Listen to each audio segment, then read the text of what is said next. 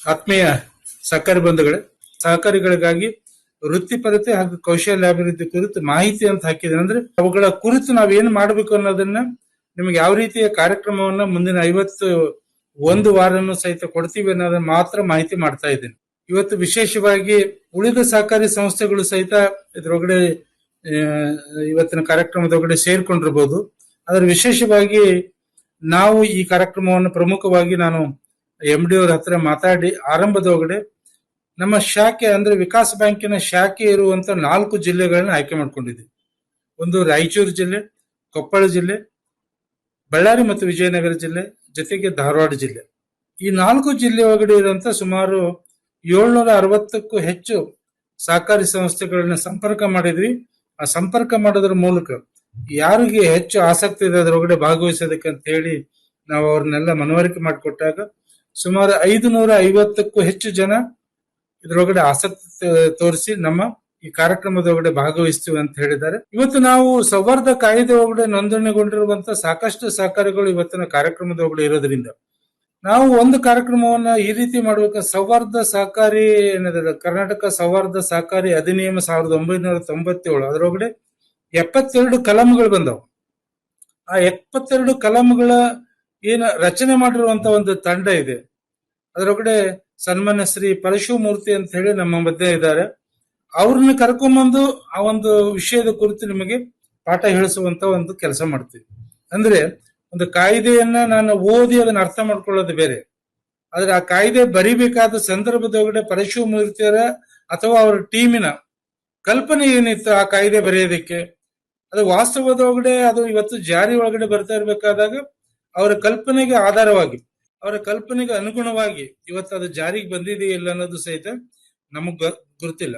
ಆ ಕಾರಣಕ್ಕಾಗಿ ಅವ್ರನ್ನೇ ಕರ್ಕೊಂಡ್ಬಂದು ಈ ಕಾಯ್ದೆ ಬರಿಬೇಕಾದಾಗ, ಆ ಸೆಕ್ಷನ್ ಬರಿಬೇಕಾದಾಗ ಅವರ ಆಶಯ ಏನಿತ್ತು ಆ ಕಾಯ್ದೆ ಬರಿಬೇಕಾದಾಗ ಆ ಆಶಯಕ್ಕೆ ಅನುಗುಣವಾಗಿ ಇವತ್ತು ನಾವೇನ್ ಮಾಡ್ತಾ ಇದ್ದೀವಿ ಅನ್ನೋದನ್ನ ತಿಳಿಸ್ಕೊಡುವಂತ ಒಂದು ಹೊಸ ಪ್ರಯತ್ನವನ್ನ ನಾನು ಮಾಡ್ತಾ ಇದ್ದೇನೆ. ವಿಶೇಷವಾಗಿ ಸನ್ಮಾನ್ಯ ಶ್ರೀ ಪರಶುಮೂರ್ತಿಯರು 2 ಕ್ಲಾಸ್ಗಳನ್ನು ತಗೊಂತಾ ಇದ್ದಾರೆ.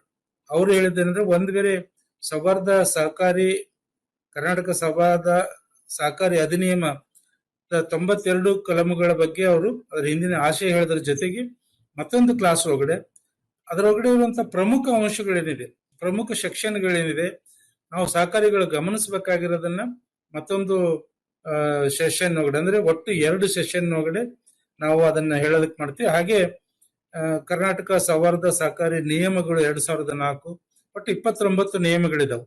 ಅವ್ರ ಜೊತೆ ನಾವು ಚರ್ಚೆ ಮಾಡಿದಾಗ ಅವ್ರು ಹೇಳಿದ್ದೇನಂತ ಹೇಳಿದ್ರೆ, ನಿಯಮದೊಳಗಡೆ ತುಂಬಾ ಏನು ಜಾಸ್ತಿ ಇಲ್ಲ, ಒಂದು 2 ನಿಯಮಗಳು ಮಾತ್ರ ನಮಗೆ ಇಂಪಾರ್ಟೆಂಟ್ ಆಗ್ತಾವೆ. ವಿಶೇಷವಾಗಿ ನಾವು ವಿವಾದಗಳ ಇತ್ಯರ್ಥಕ್ಕೆ ಆರ್ಬಿಟ್ರೇಷನ್ ಹೇಳ್ತೀವಿ, ಆರ್ಬಿಟ್ರೇಷನ್ಗೆ ತುಂಬಾ ಮಹತ್ವ ಇದೆ. ಆ ಕಾರಣಕ್ಕಾಗಿ 2 ಕ್ಲಾಸ್ ಒಳಗಡೆ ಕರ್ನಾಟಕ ಸೌಹಾರ್ದ ಸಹಕಾರಿ ಅಧಿನಿಯಮ 1997 ಮತ್ತು ಕರ್ನಾಟಕ ಸೌಹಾರ್ದ ಸಹಕಾರಿ ನಿಯಮಗಳು 2004 ಎರಡನ್ನು ಒಳಗೊಂಡಂತೆ 2 ಕಾರ್ಯಕ್ರಮಗಳನ್ನ ಅವ್ರು ನಡೆಸ್ಕೊಡ್ತಾರೆ. ಅದಾದ್ಮೇಲೆ ನಾವು ಉಪವಿಧಿ ನಮಗೆ ತುಂಬಾ ಇಂಪಾರ್ಟೆಂಟ್. ನಾನು ಸಾಕಷ್ಟು ಬೇರೆ ತರಬೇತಿ ಒಳಗಡೆ ನಾನು ಹೇಳಿದಾಗ ನಾವು ಆಕ್ಟ್ನೇ ಓದಿಲ್ಲ, ನಿಯಮಗಳನ್ನೂ ಓದಿಲ್ಲ, ಹೋಗ್ಲಿ ಆಕ್ಟ್ ನಿಯಮ ಬೇಡ, ನಮ್ಮದೇ ಉಪವಿಧಿ ಏನನ್ನೋದನ್ನು ಸಹಿತ ಸಾಕಷ್ಟು ಸಹಕಾರಿ ಸಂಸ್ಥೆಗಳು ಇವತ್ತು ಅಥವಾ ಸಾಕಷ್ಟು ಸಹಕಾರಿ ಸಂಸ್ಥೆಯ ಆಡಳಿತ ಮಂಡಳಿಯವರಾಗಿರ್ಬೋದು ಅಥವಾ ಅಲ್ಲಿಯ ಮುಖ್ಯ ಕಾರ್ಯನಿರ್ವಹಣಾಧಿಕಾರಿ ಸಹಿತ ಸರಿಯಾಗಿ ಓದಿಲಕ್ಕೆ ಸಾಧ್ಯ ಇಲ್ಲ. ಆ ಕಾರಣಕ್ಕಾಗಿ ನಮ್ಮ ಸಹಕಾರಿ ಉಪವಿಧಿಗಳೇನಿದೆ ಆ ಉಪವಿಧಿ ಒಳಗಡೆ ಕಾಯ್ದೆ ಒಳಗಡೆ 26 ಅಂಶಗಳನ್ನು ಒಳಗೊಂಡಿರ್ಬೇಕಂತ ಹೇಳಿದ್ರು. ಯಾಕೆ ಈ ವಿಷಯವನ್ನು ಸಹಿತ ನಾನು ಇಟ್ಕೊಂಡಿದ್ದೀನಿ ಅಂತ ಹೇಳಿ, ಇಲ್ಲೂ ಸಹಿತ ವಿಶಿಷ್ಟವಾದ ರೀತಿ ಒಳಗಡೆ ನಿಮಗೆ ಒಂದು ಪಾಠ ಮಾಡಿಸುವಂತ ಒಂದು ಯೋಜನೆಯನ್ನ ನಾವು ಹಾಕೊಂಡಿದೀವಿ. ಅಂದ್ರೆ ಒಂದು ಕಾಯ್ದೆ ಒಳಗಡೆ ಇರುವಂತ ಅಂಶಗಳನ್ನ ಗಮನದಾಗಿಟ್ಟುಕೊಂಡು ನಮ್ಮ ಉಪವಿಧಿ ಒಳಗಡೆ ಅನಗತ್ಯ ವಿಷಯಗಳನ್ನ ನಾವು ಸೇರಿಸ್ಕೊಂತ ಇದೀವಿ. ಉದಾಹರಣೆಗೆ ಇವತ್ತು ನಾವೆಲ್ಲಾನು ಮೆಜಾರಿಟಿ ಸಂಯುಕ್ತ ಸಹಕಾರಿ ಅತ್ಯುತ್ತಮವಾದ ಒಂದು ಮಾದರಿ ಉಪವಿಧಿಯನ್ನ ಸಿದ್ಧಪಡಿಸಿ ನಿಮಗೆಲ್ಲ ಕೊಟ್ಟಿದ್ರು ಸಹಿತ ನಾವು ಅದನ್ನ ಯಾರು ಗಮನಿಸ್ತಾ ಇಲ್ಲ. ಎಲ್ಲೋ ಒಂದು ಸಹಕಾರಿ ಸಂಸ್ಥೆಯನ್ನು ಆರಂಭ ಮಾಡ್ಬೇಕಂದ ತಕ್ಷಣ ನಾವು ಅದರ ಹಿನ್ನೆಲೆ, ಅದರ ಪೂರ್ವ ಸಿದ್ಧತೆ ಏನೂ ಮಾಡ್ಕೊಳ್ಳಲ್ಲ. ಯಾವ್ದೋ ಒಂದು ಸಹಕಾರಿ ಸಂಸ್ಥೆಗೆ ಹೋಗ್ತೀವಿ, ಆ ಸಹಕಾರಿ ಸಂಸ್ಥೆ ಒಳಗಡೆ ಅಲ್ಲಿಯ ಬಯಲಾ ತರ್ತೀವಿ, ಅದರೊಳಗಡೆ ನಮ್ಮ ಹೆಸರು ಇತ್ಯಾದಿನ ಬದಲಾವಣೆ ಮಾಡ್ಕೊಳ್ಳೋದ್ರ ಮೂಲಕ ನಾವು ಅದನ್ನ ನೋಂದಣಿ ಮಾಡಿಸ್ಕೊಳ್ತೀವಿ. ಒಂದು ಅಥವಾ ಸಹಕಾರಿ ಇಲಾಖೆಗೆ ಹೋಗ್ತೀವಿ, ಸಹಕಾರಿ ಇಲಾಖೆ ಅಧಿಕಾರಿಗಳನ್ನ ನಾವು ಅಲ್ಲಿ ಕಾಣ್ತೀವಿ. ಆ ಅಧಿಕಾರಿಗಳು ಸಹಿತ ಅವ್ರ ಹತ್ರ ಇರುವಂತ ಒಂದು ಬೈಲಾ ಕಾಪಿನ ಕೊಡ್ತಾರೆ. ಅದರೊಳಗಡೆ ನೇಮ್ ಇತ್ಯಾದಿ ಅದನ್ನ ಸಣ್ಣ ಪುಟ್ಟ ಬದಲಾವಣೆ ಮಾಡ್ಕೊಂಡು ಅಡಾಪ್ಟ್ ಮಾಡ್ಕೊಳ್ತೀವಿ. ಬಿಟ್ರೆ ನಾವೊಂದು ಸಹಕಾರಿ ಸಂಸ್ಥೆ ಆರಂಭ ಮಾಡಕ್ ಹೊಂಟಿದ್ದೀವಿ, ಒಂದು ಉದ್ಯಮವನ್ನು ಆರಂಭ ಮಾಡಕ್ ಹೊಂಟಿದ್ದೀವಿ, ಒಂದು ಬಿಸಿನೆಸ್ ಅನ್ನ ಆರಂಭ ಮಾಡಕ್ ಹೊಂಟಿದ್ದೀವಿ ಅಂತ ಹೇಳಿ ನಾವು ಗಮನಿಸಿದ್ರೆ, ನಾವು ನನ್ನ ಒಂದು ಸ್ವಂತ ಬಿಸಿನೆಸ್ ಅನ್ನ ಮಾಡಕ್ ಹೋದ್ರೆ ಎಷ್ಟೆಲ್ಲ ದಿಕ್ಕಿನೊಳಗಡೆ ನಾವು ಯೋಚನೆ ಮಾಡ್ತೀವಿ, ಅಷ್ಟೊಂದು ದಿಕ್ಕಿನೊಳಗಡೆ ಒಂದು ಸಹಕಾರಿ ಸಂಸ್ಥೆಯನ್ನು ಆರಂಭ ಮಾಡೋ ಮುಂದೆ ನಾವ್ಯಾರು ಗಮನಿಸ್ತಾ ಇಲ್ಲ. ಅದು ಸರಿಯಾದ ಕ್ರಮ ಅಲ್ಲ. ನಾನು ಒಂದು ಸಹಕಾರಿ ಸಂಸ್ಥೆಯನ್ನು ಆರಂಭ ಮಾಡ್ಬೇಕಂದ್ರೆ ನನ್ನ ತಲೆಯಾಗಿ ಬಂದ ತಕ್ಷಣ ಅದಕ್ಕೆ ಬೇಕಾಗಿರುವ ಪೂರಕ ಅಂಶಗಳನ್ನ ಏನೆಲ್ಲ ತಿಳ್ಕೊಬೇಕು ಅನ್ನೋದ್ರ ಕಡೆ ನಾವು ಗಮನ ಹರಿಸಬೇಕು. ಅದರೊಳಗಡೆ ಅತ್ಯಂತ ಪ್ರಮುಖವಾದದ್ದಂದ್ರೆ ನಮ್ಮ ಉಪವಿಧಿ ಏನಿದೆಯಲ್ಲ, ಅದು ಅತ್ಯಂತ ಮಹತ್ವದ ಪಾತ್ರವನ್ನು ವಹಿಸುತ್ತೆ. ಆ ಉಪವಿಧಿ ಒಳಗಡೆ 26 ಅಂಶಗಳನ್ನ ಒಳಗೊಂಡಿರ್ಬೇಕಂತ ಹೇಳಿ ಕಾಯ್ದೆ ಒಳಗಡೆ ಹೇಳಿದ್ರು ಸಹಿತ ನಾವು ಅನಗತ್ಯವಾಗಿ ಬೇರೆ ಬೇರೆ ವಿಷಯಗಳನ್ನ ನಮ್ಮ ಉಪವಿಧಿ ಒಳಗಡೆ ಸೇರಿಸಿಕೊಂಡಿದ್ವಿ. ಉದಾಹರಣೆಗೆ ಸಾಲಕ್ಕೆ ಬಡ್ಡಿ ದರಗಳನ್ನ ನಾವು ನಿಗದಿಪಡಿಸಿಕೊಂಡಿದ್ವಿ, ಸಾಲದ ಪ್ರಮಾಣವನ್ನು ನಾವು ಉಪವಿಧಿ ಒಳಗಡೆ ಹೇಳ್ಕೊಂಡಿದ್ವಿ.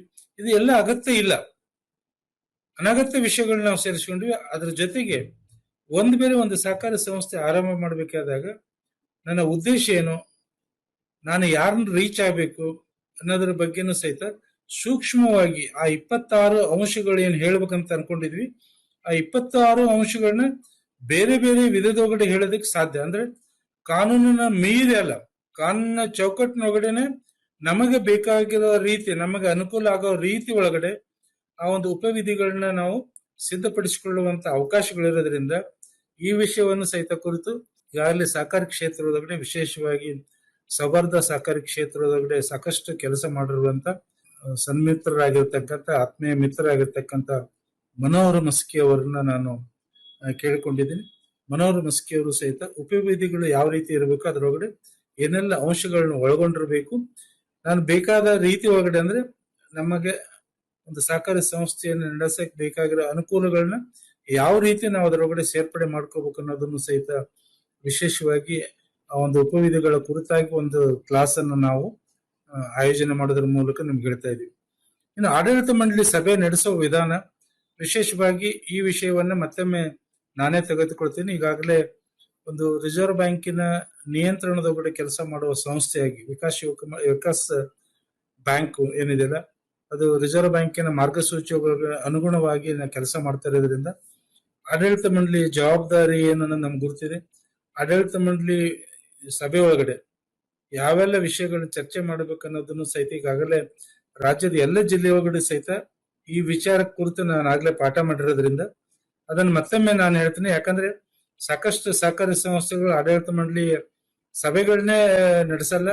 ಸಭೆ ನಡೆಸಿದ್ರು 2-3 ವಿಷಯಗಳನ್ನ ಇಟ್ಕೊಂಡು ಸಭೆ ನಡೆಸ್ತಾರೆ. ಖಂಡಿತ ಅದು ಸರಿಯಾದ ಕ್ರಮ ಅಲ್ಲ. ಕನಿಷ್ಠ 15ರಿಂದ 16 ವಿಷಯಗಳು ಪ್ರತಿ ಆಡಳಿತ ಮಂಡಳಿ ಸಭೆ ಒಳಗಡೆನು ಚರ್ಚೆ ಆಗಬೇಕು. ಆ ಕಾರಣಕ್ಕಾಗಿ ಇದನ್ನು ಸಹಿತ ವಿಶೇಷವಾದ ರೀತಿ ಒಳಗಡೆ ನಮ್ಮ ಸಹಕಾರಿಗಳಿಗೆ ಹೇಳ್ಕೊಡುವಂತ ಪ್ರಯತ್ನವನ್ನ ನಾವು ಮಾಡ್ತೀವಿ. ಅದಾದ್ಮೇಲೆ ಸಭಾ ನಡವಳಿಕೆಗಳ ದಾಖಲಿಸುವುದು ಹೆಂಗಂದ್ರೆ, ನಾನು ಒಂದು ಆಡಳಿತ ಮಂಡಳಿ ಸಭೆ ಮಾಡ್ತೀನಿ ಅಂತ ಹೇಳಿ ಆಗಿದೆ, ಆದ್ರೆ ಆಡಳಿತ ಮಂಡಳಿ ಸಭೆಯ ಏನು ನಡವಳಿಕೆಗಳಿದೆ, ನಿರ್ಣಯಗಳಿದೆ, ಆ ನಿರ್ಣಯಗಳನ್ನ ದಾಖಲು ಮಾಡುವುದು ನಮಗೆ ಯಾರಿಗೂ ಸರಿಯಾಗಿ ಗೊತ್ತಿಲ್ಲ. ವಿಶೇಷವಾಗಿ ಇವತ್ತು ಕಂಪನಿ ಕಾಯ್ದೆಗೆ ಹೋದ್ರೆ, ಕಂಪನಿ ಕಾಯ್ದೆ ಒಳಗಡೆ ಮಾಡೆಲ್ ರೆಸಲ್ಯೂಷನ್ ಬುಕ್ ಅಂತ ಹೇಳಿ ಪ್ರಿಂಟ್ ಆಗಿದೆ. ಅದನ್ನ ಆಧಾರವಾಗಿ ಇಟ್ಕೊಂಡು ಕಂಪನಿ ಒಳಗಡೆ ಏನಾದರೂ ನಿರ್ಣಯ ತಗೊಂಡು ಅದನ್ನ ರೆಸಲ್ಯೂಷನ್ ಮಾಡ್ಬೇಕಾದಾಗ ಯಾವ ರೀತಿ ಅದನ್ನ ರೆಸಲ್ಯೂಷನ್ ಮಾಡಬೇಕು, ಏನು ಶಬ್ದಗಳನ್ನ ಬಳಸಬೇಕು ಅನ್ನೋದೆಲ್ಲ ಅಲ್ಲಿ ಮಾಡೆಲ್ ರೆಸಲ್ಯೂಷನ್ ಬುಕ್ಗಳು ಸಿಗುತ್ತೆ. ಆದ್ರೆ ದುರ್ದೈವದ ಸಂಗತಿ ಅಂದ್ರೆ ಸಹಕಾರಿಗಳಿಗೆ ಕಳೆದ 120 ವರ್ಷ ಆಗ್ತಾ ಬಂದಿದೆ, ಬೇಡ 115 ವರ್ಷ ಆಗಿದೆ. ಕಳೆದ 115 ವರ್ಷದ ಒಳಗಡೆ ಸರಿಯಾದ ರೀತಿ ಒಳಗಡೆ, ಇಲ್ಲ ಅಂತ ನಾನು ಹೇಳಲ್ಲ, ಸರಿಯಾದ ರೀತಿ ಒಳಗಡೆ ನಮಗೆ ಮಾಹಿತಿ ಕೊಡುವಂತ ಪ್ರಯತ್ನಗಳು ಎಲ್ಲಿಯೂ ಆಗಿಲ್ಲ. ಆ ಕಾರಣಕ್ಕಾಗಿ ಸನ್ಮಿತ್ರರೇ, ವಿಶೇಷವಾಗಿ ಇದು ಸಹಕಾರಿಗಳ ವಿಕಾಸ ಸರಣಿ ಕಾರ್ಯಕ್ರಮದೊಳಗಡೆ ನಮ್ಮ ಆಡಳಿತ ಮಂಡಳಿಯ ಸಭೆ ಒಳಗಡೆ ನಿರ್ಣಯಗಳನ್ನ ಯಾವ ರೀತಿ ಇರಬೇಕು, ಆ ನಿರ್ಣಯಗಳನ್ನ ಯಾವ ರೀತಿ ದಾಖಲು ಮಾಡ್ಬೇಕು ಅನ್ನೋದನ್ನು ಸಹಿತ ವಿಶೇಷವಾಗಿ ನಮ್ಮೊಬ್ಬ ಸನ್ಮಿತ್ರರ ಹತ್ರ ನಾನು ಅದನ್ನ ವಿನಂತಿ ಮಾಡಿಕೊಂಡಿದ್ದೀನಿ. ಈಗಾಗಲೇ ಅವರು ಕೊನೆ ಹಂತಕ್ಕೆ ಬಂದು ನಿಂತಿದ್ದಾರೆ. ಆ ಕಾರಣಕ್ಕಾಗಿ ವಿಶೇಷವಾದ ರೀತಿ ಒಳಗಡೆ ಫಸ್ಟ್ ಟೈಮ್ ನನ್ ಕೇಳಿದ್ರೆ ನನಗನ್ಸುತ್ತೆ ಈ ರೀತಿಯ ಸಭೆ ಆಗಿಲ್ಲ ಅಥವಾ ತರಬೇತಿಗಳಾಗಿಲ್ಲ. ಆ ರೀತಿಯ ಒಂದು ತರಬೇತಿಯನ್ನ ಈ ಒಂದು ಸರಣಿ ಕಾರ್ಯಕ್ರಮದೊಳಗಡೆ ನಾನು ಮಾಡಿಕೊಡುವಂತ ಪ್ರಯತ್ನ ಮಾಡ್ತೀನಿ. ಅದಾದ್ಮೇಲೆ ಪಾಲುದಾರಿಕೆ ಪೂರಕ ಸಂಸ್ಥೆ ಮತ್ತು ಸಹೋದ್ಯಮ ಆರಂಭ ಮಾಡೋದಕ್ಕೆ ನಮ್ಮ ಕಾಯ್ದೆ ಒಳಗಡೆ ಅವಕಾಶ ಇದೆ. ಆದ್ರೆ ಇದನ್ನ ಯಾರು ನಾವು ಗಮನಿಸ್ತಾ ಇಲ್ಲ. ಯಾರೋ ಒಂದು ಸಹಕಾರಿ ಸಂಸ್ಥೆ ಮಾಡ್ಯಾರ, ಅದರ ಗತಿ ನಾನು ಮಾಡಬೇಕು ಅನ್ನೋದ್ರ ಒಳಗಡೆ ಇದೆ. ಹಾಗಾಗಿ ಈ ಒಂದು ಅಂಶ ಏನಿದೆಯಲ್ಲ, ಪಾಲುದಾರಿಕೆ ಸಂಸ್ಥೆ ಮಾಡ್ಬೇಕಾದ್ರೆ ಅಂದ್ರೆ ಒಂದು ಸಹಕಾರಿ ಸಂಸ್ಥೆಯಾಗಿ ಪಾರ್ಟ್ನರ್ಶಿಪ್ ಫರ್ಮ್ ಅನ್ನು ಮಾಡೋದ್ರ ಮೂಲಕ ನಾವು ನಮ್ಮ ಉದ್ದೇಶಗಳನ್ನ ಈಡೇರಿಕೆಗೆ ಅವಕಾಶ ಮಾಡಿಕೊಡಬೇಕು. ಆ ಕಾರಣಕ್ಕಾಗಿ ಈ ಒಂದು ಸರಣಿ ಕಾರ್ಯಕ್ರಮದೊಳಗಡೆ ವಿಶೇಷವಾಗಿ ಈ 3 ಸೆಕ್ಷನ್ಗಳಿದೆ. ಸೆಕ್ಷನ್ 14, 15, 16 ಪಾಲುದಾರಿಕೆ ಸಂಸ್ಥೆ ಆರಂಭ ಮಾಡೋದು ಹೆಂಗೆ, ಏನೇನ್ ಬಿಸಿನೆಸ್ ಅನ್ನೋದನ್ನ ಮಾಡಬಹುದು ಅನ್ನೋದನ್ನ ಸಹಕಾರಿಗಳಿಗೆ ಮನವರಿಕೆ ಮಾಡಿಕೊಡ್ತೀನಿ. ಹಾಗೆ ಪೂರಕ ಸಂಸ್ಥೆಗಳನ್ನು ಸಹಿತ ಮಾಡಬಹುದು. ಪೂರಕ ಸಂಸ್ಥೆಗಳ ನನ್ನ ಉದ್ದೇಶ ಈಡೇರಿಕೆಯಾಗಿ ಸಹಕಾರಿ ಕಾಯ್ದೆಯನ್ನು ಬಿಟ್ಟು ಬೇರೆ ಕಾಯ್ದೆ ಒಳಗಡೆ ನೋಂದಣಿ ಮಾಡೋದ್ರ ಮೂಲಕ ಅದನ್ನ ನಾವು ನಡೆಸ್ಕೊಂಡು ಹೋಗೋದಕ್ಕೆ ಸಾಧ್ಯ ಆಗುತ್ತೆ. ಅದರ ಅಂಕಿಅಂಶಗಳೆಲ್ಲ, ಅದರ ಬ್ಯಾಲೆನ್ಸ್ ಶೀಟ್ ಎಲ್ಲ ಸಹಕಾರಿ ಸಂಸ್ಥೆಗೆ ಬರಬೇಕು. ಆದ್ರೆ ಇಂಡಿಪೆಂಡೆಂಟ್ ಒಂದು ಪೂರಕವಾದ ಸಂಸ್ಥೆ, ಅದು ನಮ್ಮನ್ನು ಹೊರತಾಗಿ ಬೇರೆ ಕಾಯ್ದೆ ಒಳಗಡೆ ನೋಂದಣಿಗೊಂಡಿರುವಂತಹ ಪೂರಕ ಸಂಸ್ಥೆ ಆಗುತ್ತೆ. ಆ ಕಾರಣಕ್ಕಾಗಿ ಆ ಪೂರಕ ಸಂಸ್ಥೆ, ಪಾಲುದಾರಿಕೆ ಸಂಸ್ಥೆ, ಸಹೋದ್ಯಮಗಳನ್ನು ಸಹಿತ ಆರಂಭ ಮಾಡೋದಕ್ಕೆ ಅವಕಾಶಗಳು ನಮ್ಮ ಕಾಯ್ದೆ ಒಳಗಡೆ ಇದ್ರು ಸಹಿತ ಇದನ್ನು ಪರಿಣಾಮಕಾರಿಯಾಗಿ ಯಾರು ರಾಜ್ಯದ ಒಳಗಡೆ ಅಷ್ಟೊಂದು ದೊಡ್ಡ ಪ್ರಮಾಣಕ್ಕೆ ಅದು ಬಳಸ್ಕೊಂಡೇ ಇಲ್ಲ ಅಂತ ಹೇಳಿ ಹೇಳಾರೆ. ಆದ್ರೆ ಅಲ್ಲಿರುವಂತ ಅವಕಾಶಗಳನ್ನ ಸರಿಯಾಗಿ ನಾವು ಯಾರು ಬಳಸ್ಕೊಳ್ಳಿಲ್ಲ. ಇದು ಸೌಹಾರ್ದ ಕಾಯ್ದೆ ಜಾರಿಗೆ ಬಂದು ಕಳೆದ 20 ವರ್ಷಗಳ ಒಳಗಡೆ ಅದು ಇನ್ನೂ ಅದ್ಭುತವಾದ ಸಾಧನೆ ಮಾಡಬಹುದಾಗಿತ್ತು. ನಾವು ಅದನ್ನ ಮಾಡಕ್ಕಾಗಿಲ್ಲ. ಆ ಕಾರಣಕ್ಕಾಗಿ ಈ 3 ವಿಚಾರಗಳ ಕುರಿತು ಒಂದು ಕ್ಲಾಸ್ ಅನ್ನ ನಾನು ಈ ಒಂದು ಸರಣಿ ಕಾರ್ಯಕ್ರಮದೊಳಗಡೆ ಆಯೋಜನೆ ಮಾಡ್ಬೇಕಂತ ಹೇಳಿ ಯೋಚನೆ ಮಾಡಿದ್ವಿ. ಅದನ್ನು ಹೊರತುಪಡಿಸಿದರೆ ಸಾಮಾನ್ಯ ಸಭೆಯ ನೋಟಿಸ್ ಕನಿಷ್ಠ 25 ಸಬ್ಜೆಕ್ಟ್ಗಳ ಬಗ್ಗೆ ನಾವು ಚರ್ಚೆ ಮಾಡಬೇಕು. ಇದನ್ನು ಸಹಿತ ನಾನು ಆಗ್ಲೇ ನನ್ನ ಕ್ಲಾಸ್ನೊಳಗಡೆ ಹೇಳಿದ್ದೀನಿ. ಯಾಕೆ ಅವು ಪ್ರತಿಯೊಂದು ವಿಷಯಗಳು ಸಹಿತ ಪ್ರಮುಖ ಆಗ್ತಾವ ಅನ್ನೋದನ್ನು ಸಹಿತ ಹೇಳಿದ್ದೀನಿ. ಈ ವಿಷಯವನ್ನು ಸಹಿತ ಕುರಿತು ಅಂದ್ರೆ ಕನಿಷ್ಠ 25 ವಿಷಯಗಳನ್ನ ನಾವು ಚರ್ಚೆ ಮಾಡಬೇಕು ಸಾಮಾನ್ಯ ಸಭೆ ಒಳಗಡೆ. ಅದನ್ನ ರೆಸಲ್ಯೂಷನ್ ದಾಖಲು ಮಾಡಬೇಕು. ಅದಕ್ಕೆ ಸಂಬಂಧಿಸಿದ ಮಾಹಿತಿಯನ್ನು ಸಹಿತ ಈ ಒಂದು ಸರಣಿ ಕಾರ್ಯಕ್ರಮದೊಳಗಡೆ ಕೊಡುವ ಒಂದು ಪ್ರಯತ್ನ ಮಾಡ್ತೀವಿ. ಅದೇ ಮಾದರಿ ಒಳಗಡೆ ಇವತ್ತು ಸಹಕಾರಿ ಆಡಳಿತ ಮಂಡಳಿ ಇರಬಹುದು ಅಥವಾ ಪದಾಧಿಕಾರಿಗಳ ಚುನಾವಣೆ ಇರಬಹುದು, ಅದಕ್ಕೆ ಸಂಬಂಧಿಸಿದ ಮಾಹಿತಿಗಳು ಸಹಿತ ಸುಮಾರು ಗೊಂದಲ ಇದೆ. ಆಡಳಿತ ಮಂಡಳಿ ಸಭೆ ಚುನಾವಣೆ ನಡೆಯೋಕ್ಕಿಂತ ಎಷ್ಟು ದಿನ ಮುಂಚೆ ನಾವು ಅದನ್ನು ಮಾಹಿತಿ ಮಾಡಬೇಕು ಇತ್ಯಾದಿ ಎಲ್ಲ ವಿಷಯಗಳನ್ನು ಸಹಿತ, ಚುನಾವಣೆಗೆ ಸಂಬಂಧಿಸಿದ ವಿಷಯಗಳನ್ನು ಸಹಿತ ತಿಳ್ಕೊಳ್ಳೋದು ತುಂಬಾ ಅಗತ್ಯ ಇದೆ ಅನ್ನೋ ಕಾರಣಕ್ಕಾಗಿ ಸಾಧ್ಯ ಆದ್ರೆ ಈ ಸರಣಿ ಕಾರ್ಯಕ್ರಮದೊಳಗಡೆ ಅದನ್ನು ಸಹಿತ ತಮ್ಮ ಗಮನಕ್ಕೆ ತರುವಂತ ಒಂದು ಪ್ರಯತ್ನ ಮಾಡ್ತೀನಿ. ಇನ್ನೊಂದು ಪ್ರಮುಖವಾದ ವಿಚಾರ ಅಂತ ಹೇಳಿದ್ರೆ, ಆಡಳಿತ ಮಂಡಳಿಯ ಸದಸ್ಯನಾಗಿ ನಾನು ಡೈರೆಕ್ಟರ್ ಆಗಿದ್ದೀನಿ. ನನ್ನ ಅಧಿಕಾರಗಳೇನು, ಪ್ರಕಾರಗಳೇನು ಅಂದ್ರೆ ನಾನು ಏನ್ ಮಾಡ್ಬೇಕನ್ನೋದೇ ಅದು ನನಗೆ ಗೊತ್ತಿಲ್ಲ. ಕಾಯ್ದೆ ಒಳಗಡೆ ಸ್ಪಷ್ಟವಾಗಿ ಹೇಳಿರೋದ್ರಿಂದ ನಾವ್ಯಾರು ಅದನ್ನ ಗಮನ ಹರಿಸಿಲ್ಲ. ಹಾಗಾಗಿ ಆಡಳಿತ ಮಂಡಳಿ ಸದಸ್ಯರ ಜವಾಬ್ದಾರಿಗಳೇನಿದೆ ಅನ್ನೋದನ್ನು ಸಹಿತ ನಾವು ಮನವರಿಕೆ ಮಾಡಿಕೊಡ್ಬೇಕಾಗಿದೆ. ಆ ಕಾರಣಕ್ಕಾಗಿ ಈ ಒಂದು ಸರಣಿ ಕಾರ್ಯಕ್ರಮದೊಳಗಡೆ ಒಬ್ಬ ಆಡಳಿತ ಮಂಡಳಿ ಸದಸ್ಯನಾಗಿ ಅಥವಾ ಬೋರ್ಡ್, ಎಂಟೈರ್ ಬೋರ್ಡ್ ತಾನೇನೆಲ್ಲ ಕೆಲಸ ಮಾಡಬೇಕು ಅನ್ನೋದನ್ನು ಸಹಿತ ನಾವು ಮನವರಿಕೆ ಮಾಡಿಕೊಡುವಂತ ಒಂದು ಸಣ್ಣ ಪ್ರಯತ್ನವನ್ನ ಈ ಸರಣಿ ಕಾರ್ಯಕ್ರಮದೊಳಗಡೆ ಮಾಡ್ತೀವಿ. ಅದರ ಒಟ್ಟಿಗೆ ಆಡಳಿತ ಮಂಡಳಿಯ ಸದಸ್ಯರಿಗೊಂದು ನೀತಿ ಸಂಹಿತೆ ಇರಬೇಕಲ್ಲ, ಆ ನೀತಿ ಸಂಹಿತೆಯನ್ನು ಕುರಿತು ಸಹಿತ ನಾವು ಮಾತಾಡಬೇಕಾಗುತ್ತೆ. ಅಂದ್ರೆ ಒಬ್ಬ ನಿರ್ದೇಶಕನಾಗಿ, ಆಡಳಿತ ಮಂಡಳಿ ಸದಸ್ಯನಾಗಿ ನಾನು ಏನೆಲ್ಲ ಚಟುವಟಿಕೆ ಮಾಡಬೇಕು, ಏನೆಲ್ಲ ಮಾಡಬಾರ್ದು ಅನ್ನೋದು ಸಹಿತ ಪ್ರಮುಖವಾದ ವಿಷಯ. ಖಂಡಿತ ಹೇಳ್ತೀನಿ. ನಾನು ಹೇಳೋದು ರಿಸರ್ವ್ ಬ್ಯಾಂಕ್ನವರು ಡೂಸ್ ಅಂಡ್ ಡು ನಾಟ್ಸ್ ಅಂತಾನೆ ಕೊಟ್ಟರು. ಅಂದ್ರೆ ಈ ಒಬ್ಬ ಆಡಳಿತ ಮಂಡಳಿ ನಿರ್ದೇಶಕನಾದ ಮೇಲೆ ಈ ಚಟುವಟಿಕೆಯನ್ನ ಮಾಡಬಾರ್ದು ಅಂತ ಹೇಳಿ ಸ್ಪಷ್ಟವಾಗಿ ಹೇಳ್ತಾರೆ. ಆ ರೀತಿ ನಾವು ಒಂದು ಸಹಕಾರಿ ಸಂಸ್ಥೆಯಾಗಿ ಆಡಳಿತ ಮಂಡಳಿ ಸದಸ್ಯ ಮಾಡಬೇಕಾದ ಕೆಲಸಗಳೇನಂದ್ರೆ ನೀತಿ ಸಂಹಿತೆ ಏನು ಅಂತ ನಮ್ಮಷ್ಟಕ್ಕೆ ನಾವೇ ನೀತಿ ಸಂಹಿತೆ ಹಾಕೋಬೇಕು. ಆ ನೀತಿ ಸಂಹಿತೆಯ ಕುರಿತು ಸಹಿತ ನಾನು ಈ ಒಂದು ಸರಣಿ ಕಾರ್ಯಕ್ರಮದೊಳಗಡೆ ತಮಗೆ ಮಾಹಿತಿ ಮಾಡಿಕೊಡುವಂತ ಒಂದು ಪ್ರಯತ್ನವನ್ನ ಮಾಡ್ತೀನಿ. ಹಾಗೆ ಮುಖ್ಯ ಕಾರ್ಯನಿರ್ವಹಣಾಧಿಕಾರಿಯಾಗಿ ಅವರ ಕಾರ್ಯಗಳೇನನ್ನೋದು ಸಹಿತ ಕಾಯ್ದೆ ಒಳಗಡೆ ಸ್ಪಷ್ಟವಾಗಿ ಹೇಳಿದೆ, ನಿಯಮದೊಳಗಡೆ ಹೇಳಿದೆ. ಹಾಗಾಗಿ ಕಾಯ್ದೆ ಮತ್ತು ನಿಯಮದೊಳಗಡೆ ಏನೆಲ್ಲ ಹೇಳಿದೆ ಅನ್ನೋ ಅಂಶಗಳನ್ನೆಲ್ಲವನ್ನು ಕ್ರೋಢೀಕರಿಸಿ ಒಂದಿನ ಅದೇ ಕ್ಲಾಸ್ ಆಗುತ್ತೆ.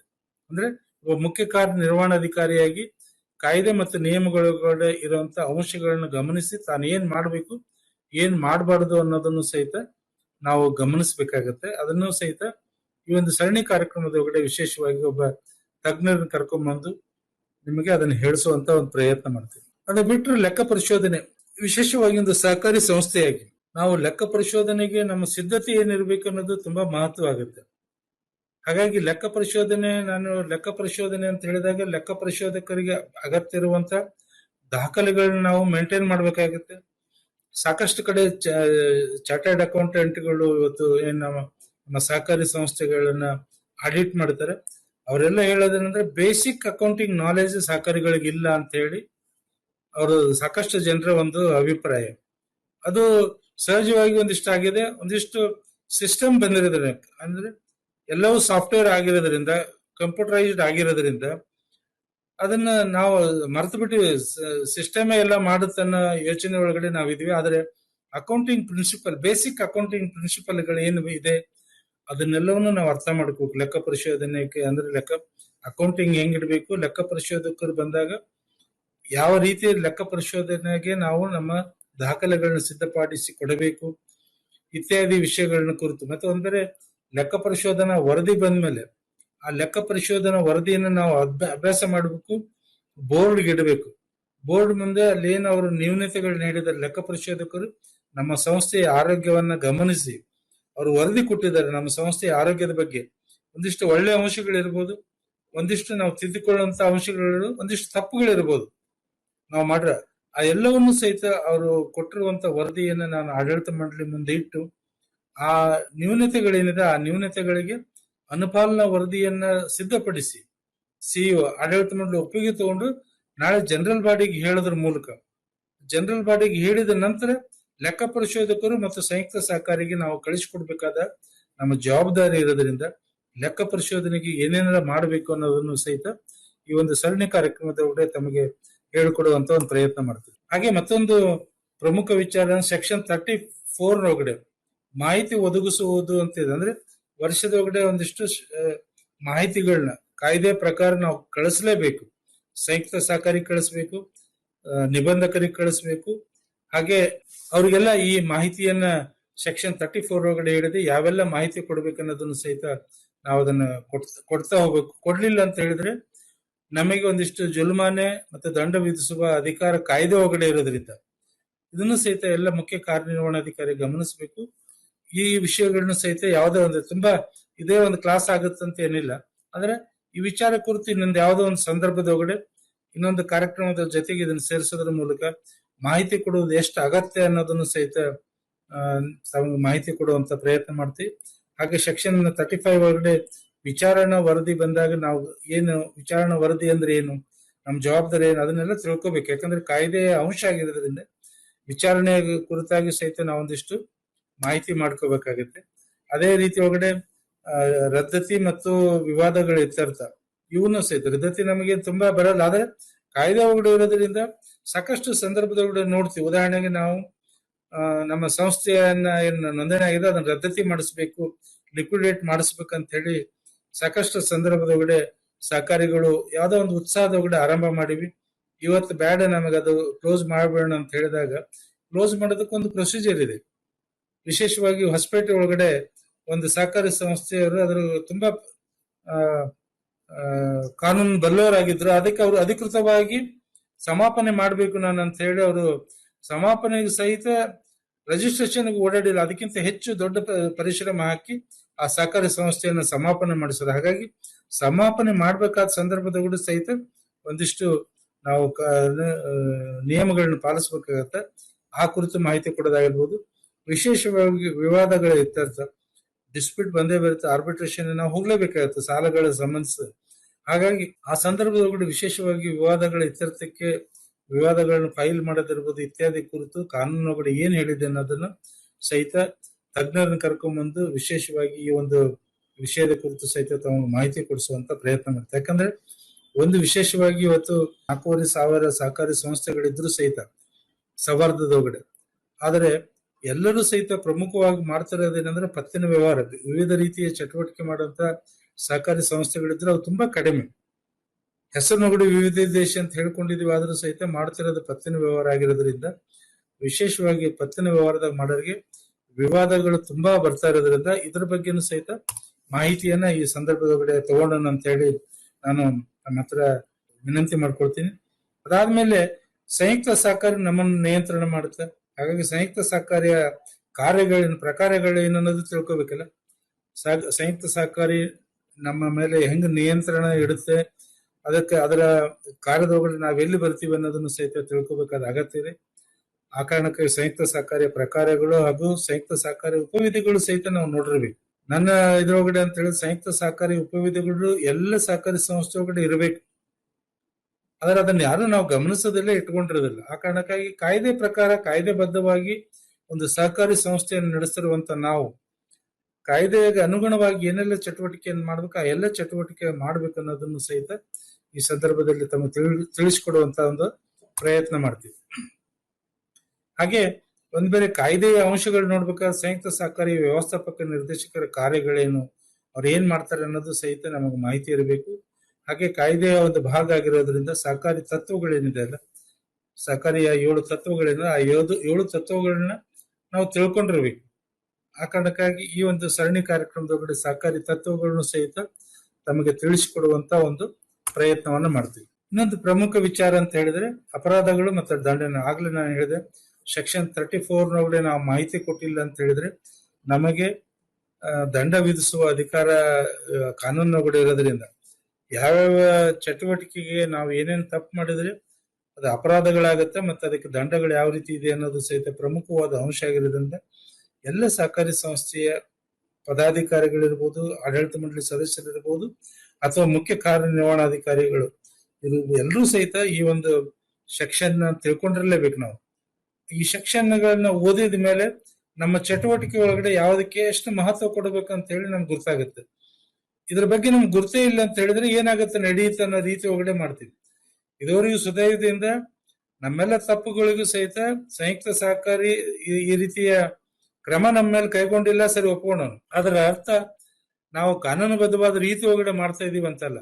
ವಿಶೇಷವಾಗಿ ನಾನು ರಾಜ್ಯದ ಬೇರೆ ಬೇರೆ ಭಾಗದ ಒಳಗಡೆ ನೋಡ್ತೀವಿ. ವಿಶೇಷವಾಗಿ ಕೊಪ್ಪಳ ಜಿಲ್ಲೆ ಒಳಗಡೆ ಸಹಿತ 1-2 ಸಂಸ್ಥೆಯರು ನಾನು ಶಿಕ್ಷಣ ನಿಧಿ ಕೊಡೋದಿಲ್ಲ ಅಥವಾ ಫೀಸ್ ಕೊಡೋದಿಲ್ಲ ಅನ್ನೋ ಮಾತನ್ನ ಆಡಿದ್ದಾರೆ ಅಂತ ಕೇಳಿದೆ. ರಾಜ್ಯದ ಬೇರೆ ಬೇರೆ ಭಾಗದೊಳಗಡೆ ಅಲ್ಲೊಂದು ಇಲ್ಲೊಂದು ಸಹಕಾರಿ ಸಂಸ್ಥೆಗಳು ಇದಾವೆ. ಆದ್ರೆ ಅವ್ರ ಮೇಲೆ ಕ್ರಮ ತಗೊಂಡ್ರೆ ಅಂದ್ರೆ ನೇರವಾಗಿ ಅವ್ರಿಗೆ ದಂಡ ಮತ್ತು ಜೈಲು ಶಿಕ್ಷೆ ಆಗೇ ಆಗುತ್ತೆ. ಆದರೆ ಸಂಯುಕ್ತ ಸಹಕಾರಿ ಮೃದು ಧೋರಣೆಯಿಂದಾಗಿ ನಿಮ್ಮ ಮೇಲೆ ಆ ಕ್ರಮ ಕೈಗೊಂಡಿಲ್ಲ, ಅದರ ಅರ್ಥ ನಾನು ಮಾಡ್ತಾ ಇರೋದು ಸರಿ ಅನ್ನೋದು ಅದು ಸರಿಯಲ್ಲ. ಆ ಕಾರಣಕ್ಕಾಗಿ ಅಪರಾಧಗಳು ಮತ್ತು ದಂಡಗಳ ಸೆಕ್ಷನ್ ಇದೆ. ಅದನ್ನು ಸಹಿತ ಯಾರೋ ಒಬ್ಬರು ತಜ್ಞರು ಕರ್ಕೊಂಡ್ಬಂದು ಈ ಒಂದು ಸರಣಿ ಕಾರ್ಯಕ್ರಮದೊಳಗಡೆ ತಮಗೆ ಮಾರ್ಗದರ್ಶನ ಮಾಡುವಂತ ಒಂದು ಕಾರ್ಯವನ್ನ ಮಾಡ್ತೀವಿ. ಸಂಯುಕ್ತ ಸಹಕಾರಿಯ ಮಾರ್ಗಸೂಚಿಗಳು ಇದು ತುಂಬಾ ಇಂಪಾರ್ಟೆಂಟ್. ಸಂಯುಕ್ತ ಸಹಕಾರಿ ಬಿಸಿನೆಸ್ ರಿಲೇಟೆಡ್ ಸಾಕಷ್ಟು ಮಾರ್ಗಸೂಚಿಗಳನ್ನ ಕೊಟ್ಟಿದ್ದಾರೆ. ಆ ಮಾರ್ಗಸೂಚಿಗಳನ್ನ ನಾವು ಚಾಚು ತಪ್ಪದೆ ಪಾಲಿಸಬೇಕಾಗುತ್ತೆ. ಇವತ್ತು ರಾಜ್ಯದ ಬೇರೆ ಬೇರೆ ಭಾಗದೊಳಗಡೆ ವಿಶೇಷವಾಗಿ ಠೇವಣಿದಾರರಿಗೆ ಠೇವಣಿ ಹಣ ವಾಪಸ್ ಕೊಡಕ್ ಆಗ್ತಾ ಇಲ್ಲ ಅನ್ನೋದನ್ನು ನಮ್ಮೆಲ್ಲರ ಗಮನಕ್ಕೆ ಬಂದಿದೆ. ಈ ಒಂದು ಗಮನಕ್ಕೆ ಬಂದಿರುವಂತ ಅಂಶದೊಳಗಡೆ ನಾವೇನಾದರೂ ಕೂಲಂಕುಷವಾಗಿ ಅಧ್ಯಯನ ಮಾಡಕ್ ಹೋದ್ರೆ ಅಂದ್ರೆ ಸಂಯುಕ್ತ ಸಹಕಾರಿ ಏನ್ ಮಾರ್ಗಸೂಚಿ ಕೊಟ್ಟಿದೆ ಆ ಮಾರ್ಗಸೂಚಿ ಪ್ರಕಾರ ಆ ಸಹಕಾರಿ ಸಂಸ್ಥೆಗಳು ನಡ್ಕೊಂಡಿದ್ರಂದ್ರೆ ಖಂಡಿತ ಈ ಹಂತಕ್ಕೆ ಅವ್ರು ಬಂದು ತಲುಪ್ತಿರ್ಲಿಲ್ಲ. ಉದಾಹರಣೆಗೆ ಸಂಯುಕ್ತ ಸಹಕಾರಿಯ ಮಾರ್ಗಸೂಚಿ ಒಳಗಡೆ ಹೇಳಿದೆ 20% ನಮ್ಮ ಒಟ್ಟು ಠೇವಣಿಯ ಅಥವಾ ದುಡಿಯುವ ಬಂಡವಾಳದ ಇಷ್ಟು ಪರ್ಸೆಂಟೇಜ್ ನಾವು ರಿಸರ್ವ್ ಇಡಬೇಕು ಅನ್ನೋದನ್ನ ಹೇಳಿದ್ದಾರೆ. ಅದು ಬಿಸಿನೆಸ್ ನಿಂದ ಹೊರತಾಗಿ ಬೇರೆ ಕಡೆ ಇರಬೇಕು ಅಂತ ಹೇಳಿ ಯೋಚನೆ ಮಾಡಿದ್ದಾರೆ. ಅಂದ್ರೆ ಹಾಗಾಗಿ ನಾವು ಆ 20% ಏನಿದೆಯಲ್ಲ ಆ 20% ರಿಸರ್ವ್ ಅನ್ನ ಬೇರೆ ಬೇರೆ ಬ್ಯಾಂಕ್ ನೊಳಗಡೆ ಠೇವಣಿ ಮಾಡೋದ್ರ ಮೂಲಕ ನಾವೇನಾದ್ರೂ ಇಟ್ಟಿದ್ರೆ ಇವತ್ತು ನಮಗೆ ಈ ಒಂದು ಪರಿಸ್ಥಿತಿ ಆ ರೀತಿಯ ಸಂಸ್ಥೆಗಳಿಗೆ ಬರ್ತಿರ್ಲಿಲ್ಲ. ಮತ್ತೊಂದು ಪ್ರಮುಖವಾದ ವಿಚಾರಗಳನ್ನ ಏನಂತ ಹೇಳಿದ್ರೆ ಮಾರ್ಗಸೂಚಿ ಒಳಗಡೆ ಕೊಟ್ಟಿದ್ರೆ ಅನ್ಸೆಕ್ಯೂರ್ಡ್ ಸಾಲ ಎಷ್ಟು ಕೊಡ್ಬೇಕು, ಆಧಾರ ರಹಿತ ಅಂತ ಹೇಳಿದ್ರೆ ಆಧಾರ ರಹಿತ ಸಾಲಗಳೇನಿದೆಯಲ್ಲ ಅದಕ್ಕೆ ಯಾವುದೇ ಸೆಕ್ಯೂರಿಟಿ ಇರಲಾರದ ಸಾಲಗಳು ಅದು ಒಟ್ಟು ಸಾಲದ ಇಷ್ಟು ಪರ್ಸೆಂಟೇಜ್ ಕೊಡ್ಬೇಕಂತ ಹೇಳಿ ಮಾರ್ಗಸೂಚಿ ಕೊಟ್ಟಾರೆ. ಹಾಗಾಗಿ ಆ ಮಾರ್ಗಸೂಚಿಯನ್ನ ನಾವು ಅನುಸರಿಸಲಿಲ್ಲ ಅಂತ ಹೇಳಿದ್ರೆ ಮುಂದೊಂದಿನ ನಮಗೆ ತೊಂದರೆ ಡೆಫಿನೆಟ್. ಆ ಕಾರಣಕ್ಕಾಗಿ ತುಂಬಾ ಅಧ್ಯಯನ ಮಾಡಿ ಕಳೆದ 20 ವರ್ಷದ ಒಳಗಡೆ ಸೌಹಾರ್ದದ ಅನುಭವ ಆಗಿರ್ಬೋದು, ಅದಕ್ಕಂತೂ ಹಿಂದೆ ಬೇರೆ ಬೇರೆ ಸಂಸ್ಥೆ ಅಥವಾ ಬೇರೆ ಬೇರೆ ಬ್ಯಾಂಕ್ಗಳ ಆಡಳಿತ ಅಥವಾ ಬೇರೆ ಅದರ ಅನುಭವದ ಆಧಾರ ಮೇಲೆ ಆ ಎಲ್ಲ ಅನುಭವಗಳನ್ನ ಕ್ರೋಢೀಕರಿಸಿ ಸಂಯುಕ್ತ ಸಹಕಾರಿ ಒಂದು ಮಾರ್ಗಸೂಚಿಗಳನ್ನ ಕೊಟ್ಟಿದೆ. ಆ ಮಾರ್ಗಸೂಚಿಗಳನ್ನು ಸಹಿತ ಎಲ್ಲ ಸಹಕಾರಿಗಳು ಸಹಿತ ಅಧ್ಯಯನ ಮಾಡ್ಕೋಬೇಕು. ಅದನ್ನ ನಾವು ಚಾಚು ತಪ್ಪದೆ ಜಾರಿ ತರಬೇಕಾಗಿದೆ. ಆ ಕಾರಣಕ್ಕಾಗಿ ಈ ಸರಣಿ ಕಾರ್ಯಕ್ರಮದೊಳಗಡೆ ಸಂಯುಕ್ತ ಸಹಕಾರಿಯ ಮಾರ್ಗಸೂಚಿಗಳೇನಿದೆ ಅಲ್ಲ ಅವೆಲ್ಲವನ್ನು ಒಂದ್ ಬೇರೆ ಕರೆಸಿ ಸೆಕ್ಷನ್ ವೈಸ್ ಅದು ಯಾಕೆ ಆ ಒಂದು ಸೆಕ್ಷನ್ ಅನ್ನ ನೀವು ಇಂಪೋಸ್ ಮಾಡ್ತಾ ಇದೀವಿ ಅದರ ಪರಿಣಾಮಗಳೇನು, ದುಷ್ಪರಿಣಾಮಗಳೇನು ಅದು ಮಾಡಲಿಲ್ಲ ಅನ್ನೋದನ್ನು ಸಹಿತ ತಮಗೆ ತಿಳಿಸಿಕೊಡುವಂತ ಒಂದು ಪ್ರಯತ್ನವನ್ನ ಈ ಸರಣಿ ಕಾರ್ಯಕ್ರಮದೊಳಗಡೆ ಮಾಡ್ಬೇಕಂತ ಯೋಚನೆ ಮಾಡಿದ್ವಿ. ಅದಾದ್ಮೇಲೆ ನಮ್ಮ ಹತ್ರ ಸಾಕಷ್ಟು ಸಹಕಾರಿ ಸಂಸ್ಥೆಗಳು ನೋಡ್ತೀವಿ, ಠೇವಣಿಗೆ ಒಂದು ನಿಯಮ ಇಲ್ಲ. ಠೇವಣಿ ತಗೊಂತ ಇದೀವಿ, ಅದಕ್ಕೆ ಠೇವಣಿಗೆ ಒಂದು ನಿಯಮ ಇಲ್ಲ. ಸಂಯುಕ್ತ ಸಹಕಾರಿ ಅದನ್ನು ಮಾಡಿ ಇಟ್ಟಿದೆ, ಆದರೆ ಅದನ್ನು ಯಾರೂ ಸಹಿತ ಗಂಭೀರವಾಗಿ ತಗೊಂಡಿಲ್ಲ. ಆ ಕಾರಣಕ್ಕಾಗಿ ಸಂಯುಕ್ತ ಸಹಕಾರಿ ಸಿದ್ಧಪಡಿಸಿರುವಂತ ಮಾದರಿ ಠೇವಣಿ ನಿಯಮಗಳೇನಿದೆ ಅದನ್ನು ತಗೊಂಬಂದು ನಮಗೆ ಬೇಕಾಗಿರೋ ರೀತಿ ಅದನ್ನು ಸಣ್ಣ ಪುಟ್ಟ ಮಾಡಿಫೈ ಮಾಡಿಕೊಳ್ಳೋದ್ರ ಮೂಲಕ ಅದನ್ನ ರಚನೆ ಮಾಡಿ ಇಟ್ಕೋಬೇಕು. ಸುಮ್ಮನೆ ನಾನು ಯಾವ್ದೋ ಒಂದು ಠೇವಣಿ ನಿಯಮ ತಂದಿನಿ, ಸಂಯುಕ್ತ ಸಹಕಾರಿ ಮಾಡಿದೆ ತಂದು ಹೆಸರು, ಬ್ಯಾಂಕ್ ಹೆಸರು ಅಥವಾ ಸಹಕಾರಿ ಸಂಸ್ಥೆ ಹೆಸರನ್ನಷ್ಟೇ ಬದಲಾವಣೆ ಮಾಡಿ ನನ್ನ ಠೇವಣಿ ನಿಯಮ ಅಂತ ಹೇಳಿ ನಾವು ಜಾರಿ ತಂದ್ರದ್ದು ಉಪಯೋಗ ಆಗಲ್ಲ. ಯಾಕಂತ ಹೇಳಿದ್ರೆ ಆ ಠೇವಣಿ ನಿಯಮಗಳನ್ನ ಮೊದಲು ಆಡಳಿತ ಮಂಡಳಿ ಸದಸ್ಯರಾಗಿರ್ಬೋದು ಅಥವಾ ಅಲ್ಲಿರುವಂತ ಪ್ರತಿಯೊಬ್ಬ ಸಿಬ್ಬಂದಿನ ಅಧ್ಯಯನ ಮಾಡಿರ್ಬೇಕು. ಅಂದ್ರೆ ನನ್ನ ಠೇವಣಿ ನಿಯಮ ಏನ್ ಹೇಳ್ತಾ ಇದೆ ಅನ್ನೋದನ್ನ ಸಾಕಷ್ಟು ಸಂದರ್ಭದೊಳಗಡೆ ಇವತ್ತು ಆ ಠೇವಣಿ ನಿಯಮದೊಳಗಡೆ, ಉದಾಹರಣೆಗೆ ನನ್ನ ಬೇರೆ ಬೇರೆ ಸಹಕಾರಿ ಸಂಸ್ಥೆಗಳು ಕೇಳ್ತಿರ್ತಾವ, ನಾಮಿನೇಷನ್ ಮಾಡಿ ಸರ್ ಅದರೊಳಗಡೆ ಅಂತ ಹೇಳಿ. ನಾಮಿನೇಷನ್ ಮಾಡಿದಾಗ ನಾಮಿನೇಷನ್ ಇದ್ರೊಳಗಡೆ ಏನ್ ಬರ್ತದೆ, ನಿಯಮದೊಳಗಡೆ ನಮ್ಮ ಠೇವಣಿ ನಿಯಮದಾಗ ಯಾರೋ ಒಬ್ಬ ಠೇವಣಿದಾರ ತೀರ್ಕೊಂಡ, ನಾಮಿನಿ ಇದ್ದಾರೆ, ನಾಮಿನಿ ಕೊಡೋದಕ್ಕೆ ಅಲ್ಲಿ ಬೇಕಾಗಿರುವಂತ ನಿಯಮಗಳನ್ನ ಅದ್ರಾಗ ಹಾಕೊಂಡಿರ್ಬೇಕು. ಉದಾಹರಣೆಗೆ ಮೊನ್ನೆ ಒಂದಿಷ್ಟು 2-3 ಕಡೆ ತೊಂದರೆ ಆಗಿತ್ತು. ಏನಂತ ಹೇಳಿದ್ರೆ ಠೇವಣಿಗೆ ನಾಮಿನಿ ಮಾಡ್ಯಾರ, ನಾಮಿನಿ ಬಂದು ದುಡ್ಡು ಕೇಳೋದಕ್ಕಿಂತ ಮುಂಚೆನೆ ಅವರ ಏನು ಮೃತ ಸದಸ್ಯನ ವಾರಸುದಾರರು ಯಾರಿದ್ದಾರೆ ಅವ್ರು ಬಂದು ಇಲ್ಲ ನಾಮಿನಿ ಅವ್ರು ಆಗಿರ್ಬೋದು, ಆದ್ರೆ ಅದ್ರ ಆ ದುಡ್ಡಿಗೆ ವಾರಸುದಾರ ನಾವು, ನಮಗೂ ಶೇರ್ ಬರ್ಬೇಕಂತ ಹೇಳಿ ಕೇಳಿದ್ರು. ಅವಾಗ ಸಹಕಾರಿ ಸಂಸ್ಥೆಯವರು ಬಂದು ಏನ್ ಮಾಡ್ಬೇಕಂತ ಹೇಳಿ ನಮ್ಮನ್ನ ಕೇಳ್ಕೊಂಡ್ರು. ಯಾಕಂದ್ರೆ ಅದರ ಮಾಹಿತಿ ಅವ್ರಿಗಿಲ್ಲ. ಅಲ್ಲಿ ಸಹಿತ ಸುಮಾರು ಗೊಂದಲಗಳಿದೆ. ಉದಾಹರಣೆಗೆ ಆ ವಾರಸುದಾರರು ಬಂದು ಕೇಳೋದಕ್ಕಿಂತ ಮುಂಚೆ ನಾವು ನಾಮಿನಿಗೆ ನಾವು ಹಣ ಕೊಟ್ಟಿವಿ ಅಂದ್ರೆ ನಮ್ಮನ್ನ ಯಾರು ಪ್ರಶ್ನೆ ಮಾಡೋ ಅಗತ್ಯ ಇಲ್ಲ, ಪ್ರಶ್ನೆ ಮಾಡೋ ಹಾಗಿಲ್ಲ, ಕಾನೂನುಬದ್ಧವಾಗಿ ಸರಿ. ಆದರೆ ಒಂದ್ ವೇಳೆ ಮೃತ ಸದಸ್ಯನಿಗೆ ಸಂಬಂಧಿಸಿದ ಠೇವಣಿಯನ್ನ ನಾಮಿನಿಗೆ ಕೊಡೋದಕ್ಕಿಂತ ಮುಂಚೆನೆ ವಾರಸುದಾರ ಯಾರಾದ್ರೂ ಬಂದು ಅದನ್ನ ಕೇಳಿದ್ರಂದ್ರೆ ಅಲ್ಲೊಂದು ಡಿಸ್ಪ್ಯೂಟ್ ಇದೆ ಅಂತ ನಮ್ಗೆ ಗಮನಕ್ಕೆ ಬಂದ್ರೆ ತಕ್ಷಣಕ್ಕೆ ನಾವು ಆ ಠೇವಣಿಯನ್ನ ನಿಲ್ಲಿಸಬೇಕು. ಅವರಿಬ್ರು ಸೆಟಲ್ಮೆಂಟ್ ಮಾಡ್ಕೊಂಬರ್ಬೇಕು, ಕೋರ್ಟ್ ಥ್ರೂ ಅಥವಾ ಯಾವುದೇ ಥ್ರೂ ಸೆಟಲ್ಮೆಂಟ್ ಮಾಡ್ಕೊಂಬಂದ್ಮೇಲೆ ಈವನ್ ದೋ ನಾಮಿನಿ ಮೆನ್ಷನ್ ಆಗಿದ್ರು ಸಹಿತ ನಾಮಿನಿ ಕೊಡದೆ ನಾವು ಹಿಡಿದಿಡ್ಬೇಕು, ಅವ್ರು ಸೆಟಲ್ಮೆಂಟ್ ಮಾಡ್ಕೊಂಡ್ಮೇಲೆ ಕೊಡ್ಬೇಕು. ನಾಮಿನಿ ಅಂತ ಹೇಳಿದ್ರೆ ನಾವು ಅರ್ಥ ಮಾಡ್ಕೊಳ್ಳೋಣ, ಇದನ್ನ ಮತ್ತೊಮ್ಮೆ ವಿವರವಾಗಿ ಅದನ್ನ ಹೇಳ್ಸೋ ಪ್ರಯತ್ನ ಮಾಡ್ತೀವಿ. ಆ ದುಡ್ಡು ಯಾರಿಗೆ ತಲುಪಬೇಕು ಅನ್ನೋದನ್ನ ಅಷ್ಟೇ ಹೇಳಿದ, ಆದ್ರೆ ಆ ದುಡ್ಡಿನ ವಾರಸುದಾರರಲ್ಲ. ನಾಮಿನಿ ಮಾಡಿದ್ದ ಅರ್ಥ ಏನಂದ್ರೆ ಈ ದುಡ್ಡನ್ನು ಇವ್ರ ಮೂಲಕ ಕೊಡಬೇಕು ಅನ್ನೋದನ್ನ ಹೇಳಿದ ಹೊರತಾಗಿ ಆ ದುಡ್ಡಿಗೆ ಅವ್ರು ವಾರಸುದಾರರಲ್ಲ. ಅವರು ಆ ದುಡ್ಡಿಗೆ ವಾರಸುದಾರ ಯಾರಂದ್ರೆ ಅವ್ರ ಲೀಗಲ್ ಏರ್ಸ್ ಯಾರಿರ್ತಾರೆ ಅವರೇ. ಎಲ್ಲೂ ಡಿಸ್ಪ್ಯೂಟ್ ಇಲ್ಲ, ನಾಮಿನಿ ಕೊಟ್ಟು ಕಳಿಸ್ರಿ. ಒಂದ್ ಬೇರೆ ನಾಮಿನಿ ಕೊಡೋದಕ್ಕಿಂತ ಮುಂಚೆ ಡಿಸ್ಪ್ಯೂಟ್ ಅಂತ ಬಂತು ಅಂತ ಹೇಳಿದ್ರೆ ಆ ಡಿಸ್ಪ್ಯೂಟ್ ಸೆಟ್ಲ್ ಆಗೋವರೆಗೂ ಸಹಿತ ನಾವು ಆ ಹಣವನ್ನ ನಾಮಿನಿ ಕೊಡೋಂತ ಇಲ್ಲ. ಆ ಕಾರಣಕ್ಕಾಗಿ ಈ ಎಲ್ಲ ನಿಯಮಗಳನ್ನು ಸಹಿತ ನಾವು ಠೇವಣಿ ನಿಯಮದೊಳಗಡೆ ಹಾಕೊಳ್ಬೇಕಾಗುತ್ತೆ. ಆ ಕಾರಣಕ್ಕಾಗಿ ಠೇವಣಿ ನಿಯಮಗಳು ಸಹಿತ ತುಂಬಾ ಇಂಪಾರ್ಟೆಂಟ್ ಎಲ್ಲ ಸಹಕಾರಿಗಳಿಗೆ. ಹಾಗೆ ಸಾಲ ಮುಕ್ತ ಮುಂಗಡಗಳ ನಿಯಮಗಳನ್ನು ಸಹಿತ ರಚನೆ ಮಾಡ್ಕೊಂಡಿರ್ಬೇಕು. ಇದನ್ನು ಸಹಿತ ತುಂಬಾ ಇಂಪಾರ್ಟೆಂಟ್. ಯಾವ ಸಾಲಗಳನ್ನ ಏನ್ ಕೊಡಬೇಕು, ಯಾವ ಸಾಲಕ್ಕೆ ಏನು ನಾವು ದಾಖಲೆ ತಗೋಬೇಕು ಇತ್ಯಾದಿ ಸಾಲಗಳನ್ನ ಸ್ಯಾಂಕ್ಷನ್ ಮಾಡೋದಕ್ಕಿಂತ ಮುಂಚೆ ಗಮನಿಸಬೇಕಾದ ಅಂಶಗಳು ಏನೇನು ಇರಬೇಕು ಅನ್ನೋದನ್ನು ಸಹಿತ ಈ ನಿಯಮದ ಒಳಗಡೆ ಹಾಕೊಳ್ಳೋದಕ್ಕೆ ಸಾಧ್ಯ ಆಗುತ್ತೆ. ಎಲ್ಲ ನಿಯಮಗಳು ಇದ್ರೆ ಅಂದ್ರೆ ನಾವೊಂದು ಯಶಸ್ವಿ ಸಹಕಾರಿ ಸಂಸ್ಥೆ ನಡೆಸೋದಕ್ಕೆ ಸಾಧ್ಯ ಆಗುತ್ತೆ. ಆ ಕಾರಣಕ್ಕಾಗಿ ಈ ಒಂದು ಸರಣಿ ಕಾರ್ಯಕ್ರಮದೊಳಗಡೆ ಇದ್ರ ಕುರಿತು ಸಹಿತ ತಮಗೆ ಮಾಹಿತಿ ಕೊಡುವಂತ ಒಂದು ಪ್ರಯತ್ನ. ಹಾಗೆ ಸಿಬ್ಬಂದಿ ಸೇವಾ ನಿಯಮಗಳ ರಚನೆ, ಸಾಕಷ್ಟು ಸಹಕಾರಿ ಸಂಸ್ಥೆಗಳು ನೋಡ್ತೀವಿ ನಾವು ಸಿಬ್ಬಂದಿಗಳಿಗಾಗಿ ಸೇವಾ ನಿಯಮಗಳೇ ಇಲ್ಲ. ಆ ಕಾರಣಕ್ಕಾಗಿ ಸಿಬ್ಬಂದಿ ಸೇವಾ ನಿಯಮಗಳನ್ನ ರಚನೆ ಯಾವ ರೀತಿ ಮಾಡಬೇಕು, ಪ್ರಮುಖವಾಗಿ ಗಮನಿಸಬೇಕಾದ ಅಂಶಗಳೇನಲ್ಲಿ ಸಿಬ್ಬಂದಿ ಸೇವಾ ನಿಯಮದಗಳನ್ನೋದು ಸಹಿತ ನಾವು ತಮಗೆ ಮಾಹಿತಿ ಕೊಡುವಂತ ಒಂದು ಪ್ರಯತ್ನ ಮಾಡ್ತೀವಿ ಈ ಒಂದು ಸರಣಿ ಕಾರ್ಯಕ್ರಮದಲ್ಲಿ. ನಿಮಗ್ ಬೇಕಾದ ರೀತಿ ಒಳಗಡೆ ಅದಾದ ತಕ್ಷಣ ನಮಗೇನು ತೊಂದರೆ ಆಗುತ್ತೆ ಅಂತಲ್ಲ, ನಮ್ಮ ಅಭಿಪ್ರಾಯಗಳು ನಮ್ಮ ಅನಿಸಿಕೆಗಳೇನಿದೆ ಆ ಕಾನೂನಿನ ಚೌಕಟ್ಟಿನೊಳಗಡೆ ಅವೆಲ್ಲವನ್ನು ಸೇರಿಸಿಕೊಳ್ಳೋದಕ್ಕೆ ಸಾಧ್ಯ ಆಗುತ್ತೆ. ಆ ಕಾರಣಕ್ಕಾಗಿ ಪ್ರತಿಯೊಂದು ಸಹಕಾರಿ ಸಂಸ್ಥೆಯರು ಸಹಿತ ತಮ್ಮ ಸಿಬ್ಬಂದಿಗಳ ಸೇವಾ ನಿಯಮವನ್ನ ರಚನೆ ಮಾಡಿ ಇಟ್ಕೋಬೇಕು. ಇದನ್ನು ಸಹಿತ ತಿಳಿಸುವಂತ ಒಂದು ಪ್ರಯತ್ನ ಮಾಡ್ತೀನಿ. ತುಂಬಾ ಇಂಪಾರ್ಟೆಂಟ್ KYC ಅಂತ ಹೇಳಿದ ನೋ ಯುವರ್ ಕಸ್ಟಮರ್ ಅಂತ ಹೇಳಿ ಅಲ್ಲಿ ಗಮನಿಸಬೇಕಾದ ಅಂಶಗಳೇನು ಇತ್ಯಾದಿ ಎಲ್ಲವನ್ನು ಸಹಿತ ವಿಶೇಷವಾಗಿ ಯಾರು ಬ್ಯಾಂಕಿಂಗ್ ಚಟುವಟಿಕೆಗಳೊಳಗಡೆ ಇದ್ದೀವಿ ನಮಗೆಲ್ಲ KYC ಅನ್ನೋದಂತೂ ಅದ್ಭುತವಾದ ಒಂದು ಪರಿಕಲ್ಪನೆ ಬಂದಿದೆ. ಅದು ಎಷ್ಟು ಮಾಡಿದ್ರು ಮುಗಿದೇ ಇರೋಂತ ಕೆಲಸ. ಯಾಕಂತ ಹೇಳಿದ್ರೆ KYC ಇದ್ರೊಳಗಡೆ ಒಂದ್ ಬೇರೆ ಒಬ್ಬ ಕಸ್ಟಮರ್ ಬಂದ್ರೆ ಅವನ ರಿಸ್ಕ್ ಕ್ಯಾಟಗರಿ ಮಾಡಬೇಕು. ಬ್ಯಾಂಕ್ಗಳಾದ್ರೆ ಅಂದ್ರೆ low risk, medium risk, high risk ಅಂತ ಹೇಳಿ ಈ 3 ಕ್ಯಾಟಗರಿ ಒಳಗಡೆ ನಾವೇನಾದ್ರೂ ಹೈ ರಿಸ್ಕ್ ಅಂತ ಹೇಳಿ ಯಾವುದೇ ಒಬ್ಬ ಗ್ರಾಹಕನನ್ನ ಕ್ಯಾಟಗರಿ ಮಾಡಿದ್ರಂದ್ರೆ ಆತನ KYC ನ 2 ವರ್ಷಕ್ಕೊಮ್ಮೆ ನಾವು ತಗೋಬೇಕು, ಅಪ್ಡೇಟ್ ಮಾಡ್ಕೊಳ್ಳೇಬೇಕು ನಾವು. ಇಲ್ಲ ಅಂತ ಹೇಳಿದ್ರೆ ನಮಗೆ ಅದು ಗೈಡ್ಲೈನ್ಸ್ ವೈಲೇಷನ್ ಮಾಡಿದಂಗೆ RBI. ಅದೇ ಮಾದರಿ ಒಳಗಡೆ ಮೀಡಿಯಂ ಇದ್ದರದಷ್ಟು ಇದು ಒಂದು ಭಾಗ ಆದರೆ KYC ಮರು KYC ತಗೊಳೋದಾದ್ರೆ ಅವರಿಗೆ ಕ್ಯಾಶ್ ಟ್ರಾನ್ಸಾಕ್ಷನ್ ಎಷ್ಟು ಲಿಮಿಟ್ ಕೊಡಬೇಕು ಅನ್ನೋದು ಸಹಿತ ಇದೆಲ್ಲ ವಿಷಯಗಳು ಸಹಿತ KYC ಒಳಗಡೆ ಬರ್ತಾವು. ತುಂಬಾ ವಿವರವಾಗಿ ತಿಳ್ಕೊಳ್ಳೋದು ಬೇಡ ಅಂದ್ರೂ ಸಹಿತ ಇವತ್ತಿಗಾಗಲೇ ಕೇವಲ ಬ್ಯಾಂಕ್ಗಳಿಗೆ ಮಾತ್ರ ಇತ್ತು, ಅದು ಸಹಕಾರಿ ಸಂಸ್ಥೆಗೂ ಸಹಿತ KYC ಇತ್ಯಾದಿ ನಿಯಮಗಳು ಜಾರಿ ಬರುವ ಹಂತದೊಳಗಡೆ. ಯಾವುದೇ ಒಂದು ಸಂದರ್ಭದಲ್ಲಿ ಇನ್ಕಮ್ ಟ್ಯಾಕ್ಸ್ ನವರು ಇತ್ಯಾದಿ ಯಾರೇ ಕೇಳಿದ್ರೆ ಫಸ್ಟ್ ಕೇಳಿದ್ರೆ ನಿಮಗೆ ಅವ್ರು KYC ಮಾಡಿರೇ ಇಲ್ಲ. ಉದಾಹರಣೆಗೆ ಯಾರ್ದೋ ಒಬ್ಬ ಠೇವಣಿದಾರನ ಠೇವಣಿ ತಗೊಂಡಿವಿ KYC ಇಲ್ಲ ಅಂತ ಹೇಳಿದ್ರೆ ತಪ್ಪಾಗುತ್ತೆ. ಅವನ ಠೇವಣಿ ಯಾರಿಂದ ತಗೊಂಡಿವಿ ಅನ್ನೋದನ್ನ ವಿವರವಾದ ಮಾಹಿತಿ ಕೊಡೋದು ನಮ್ಮ ಕರ್ತವ್ಯ ಆಗಿರೋದ್ರಿಂದ KYC ತುಂಬಾ ಇಂಪಾರ್ಟೆಂಟ್ ಆಗುತ್ತೆ. ಆ ಕಾರಣಕ್ಕಾಗಿ ಅದನ್ನು ಸಹಿತ ನಾವು ಗಮನಿಸೋಣ, ಅದ್ರ ಬಗ್ಗೆ ಸಹಿತ ಮಾಹಿತಿ ಕೊಡುವಂತ ಪ್ರಯತ್ನ ಮಾಡ್ತೀವಿ. ಇನ್ನು ಮುಂದಿನ ವಿಷಯ ಏನಂತ ಹೇಳಿದ್ರೆ ಸಾಲ ಹಾಗೂ ಮುಂಗಡಗಳ ಮೌಲ್ಯಮಾಪನ. ಇಲ್ಲೂ ಸಹಿತ ತುಂಬಾ ಇಂಪಾರ್ಟೆಂಟ್ ಇದೆ. ಸಹಕಾರಿ ಸಂಸ್ಥೆಗಳು ಅದ್ರ ಕಡೆ ಗಮನ ಹರಿಸ್ತಾ ಇಲ್ಲ. ನಾವು ಒಂದ್ ವೇಳೆ ಒಂದು ಸಹಕಾರಿ ಸಂಸ್ಥೆ ಬೆಳೀತಾ ಹೋದಂಗೆ ಅಲ್ಲಿ ಇದು ತುಂಬಾ ಇಂಪಾರ್ಟೆಂಟ್ ಆಗುತ್ತೆ. ನಾವೇನು ವಿಶೇಷವಾಗಿ ಸಾರ್ವಜನಿಕರಿಂದ ಠೇವಣಿಯನ್ನ ತಗೊಂತೀವಿ ಹಾಗೆ ಸಾಲವಾಗಿ ವಿತರಣೆ ಮಾಡ್ತಾ ಇದೀವಿ.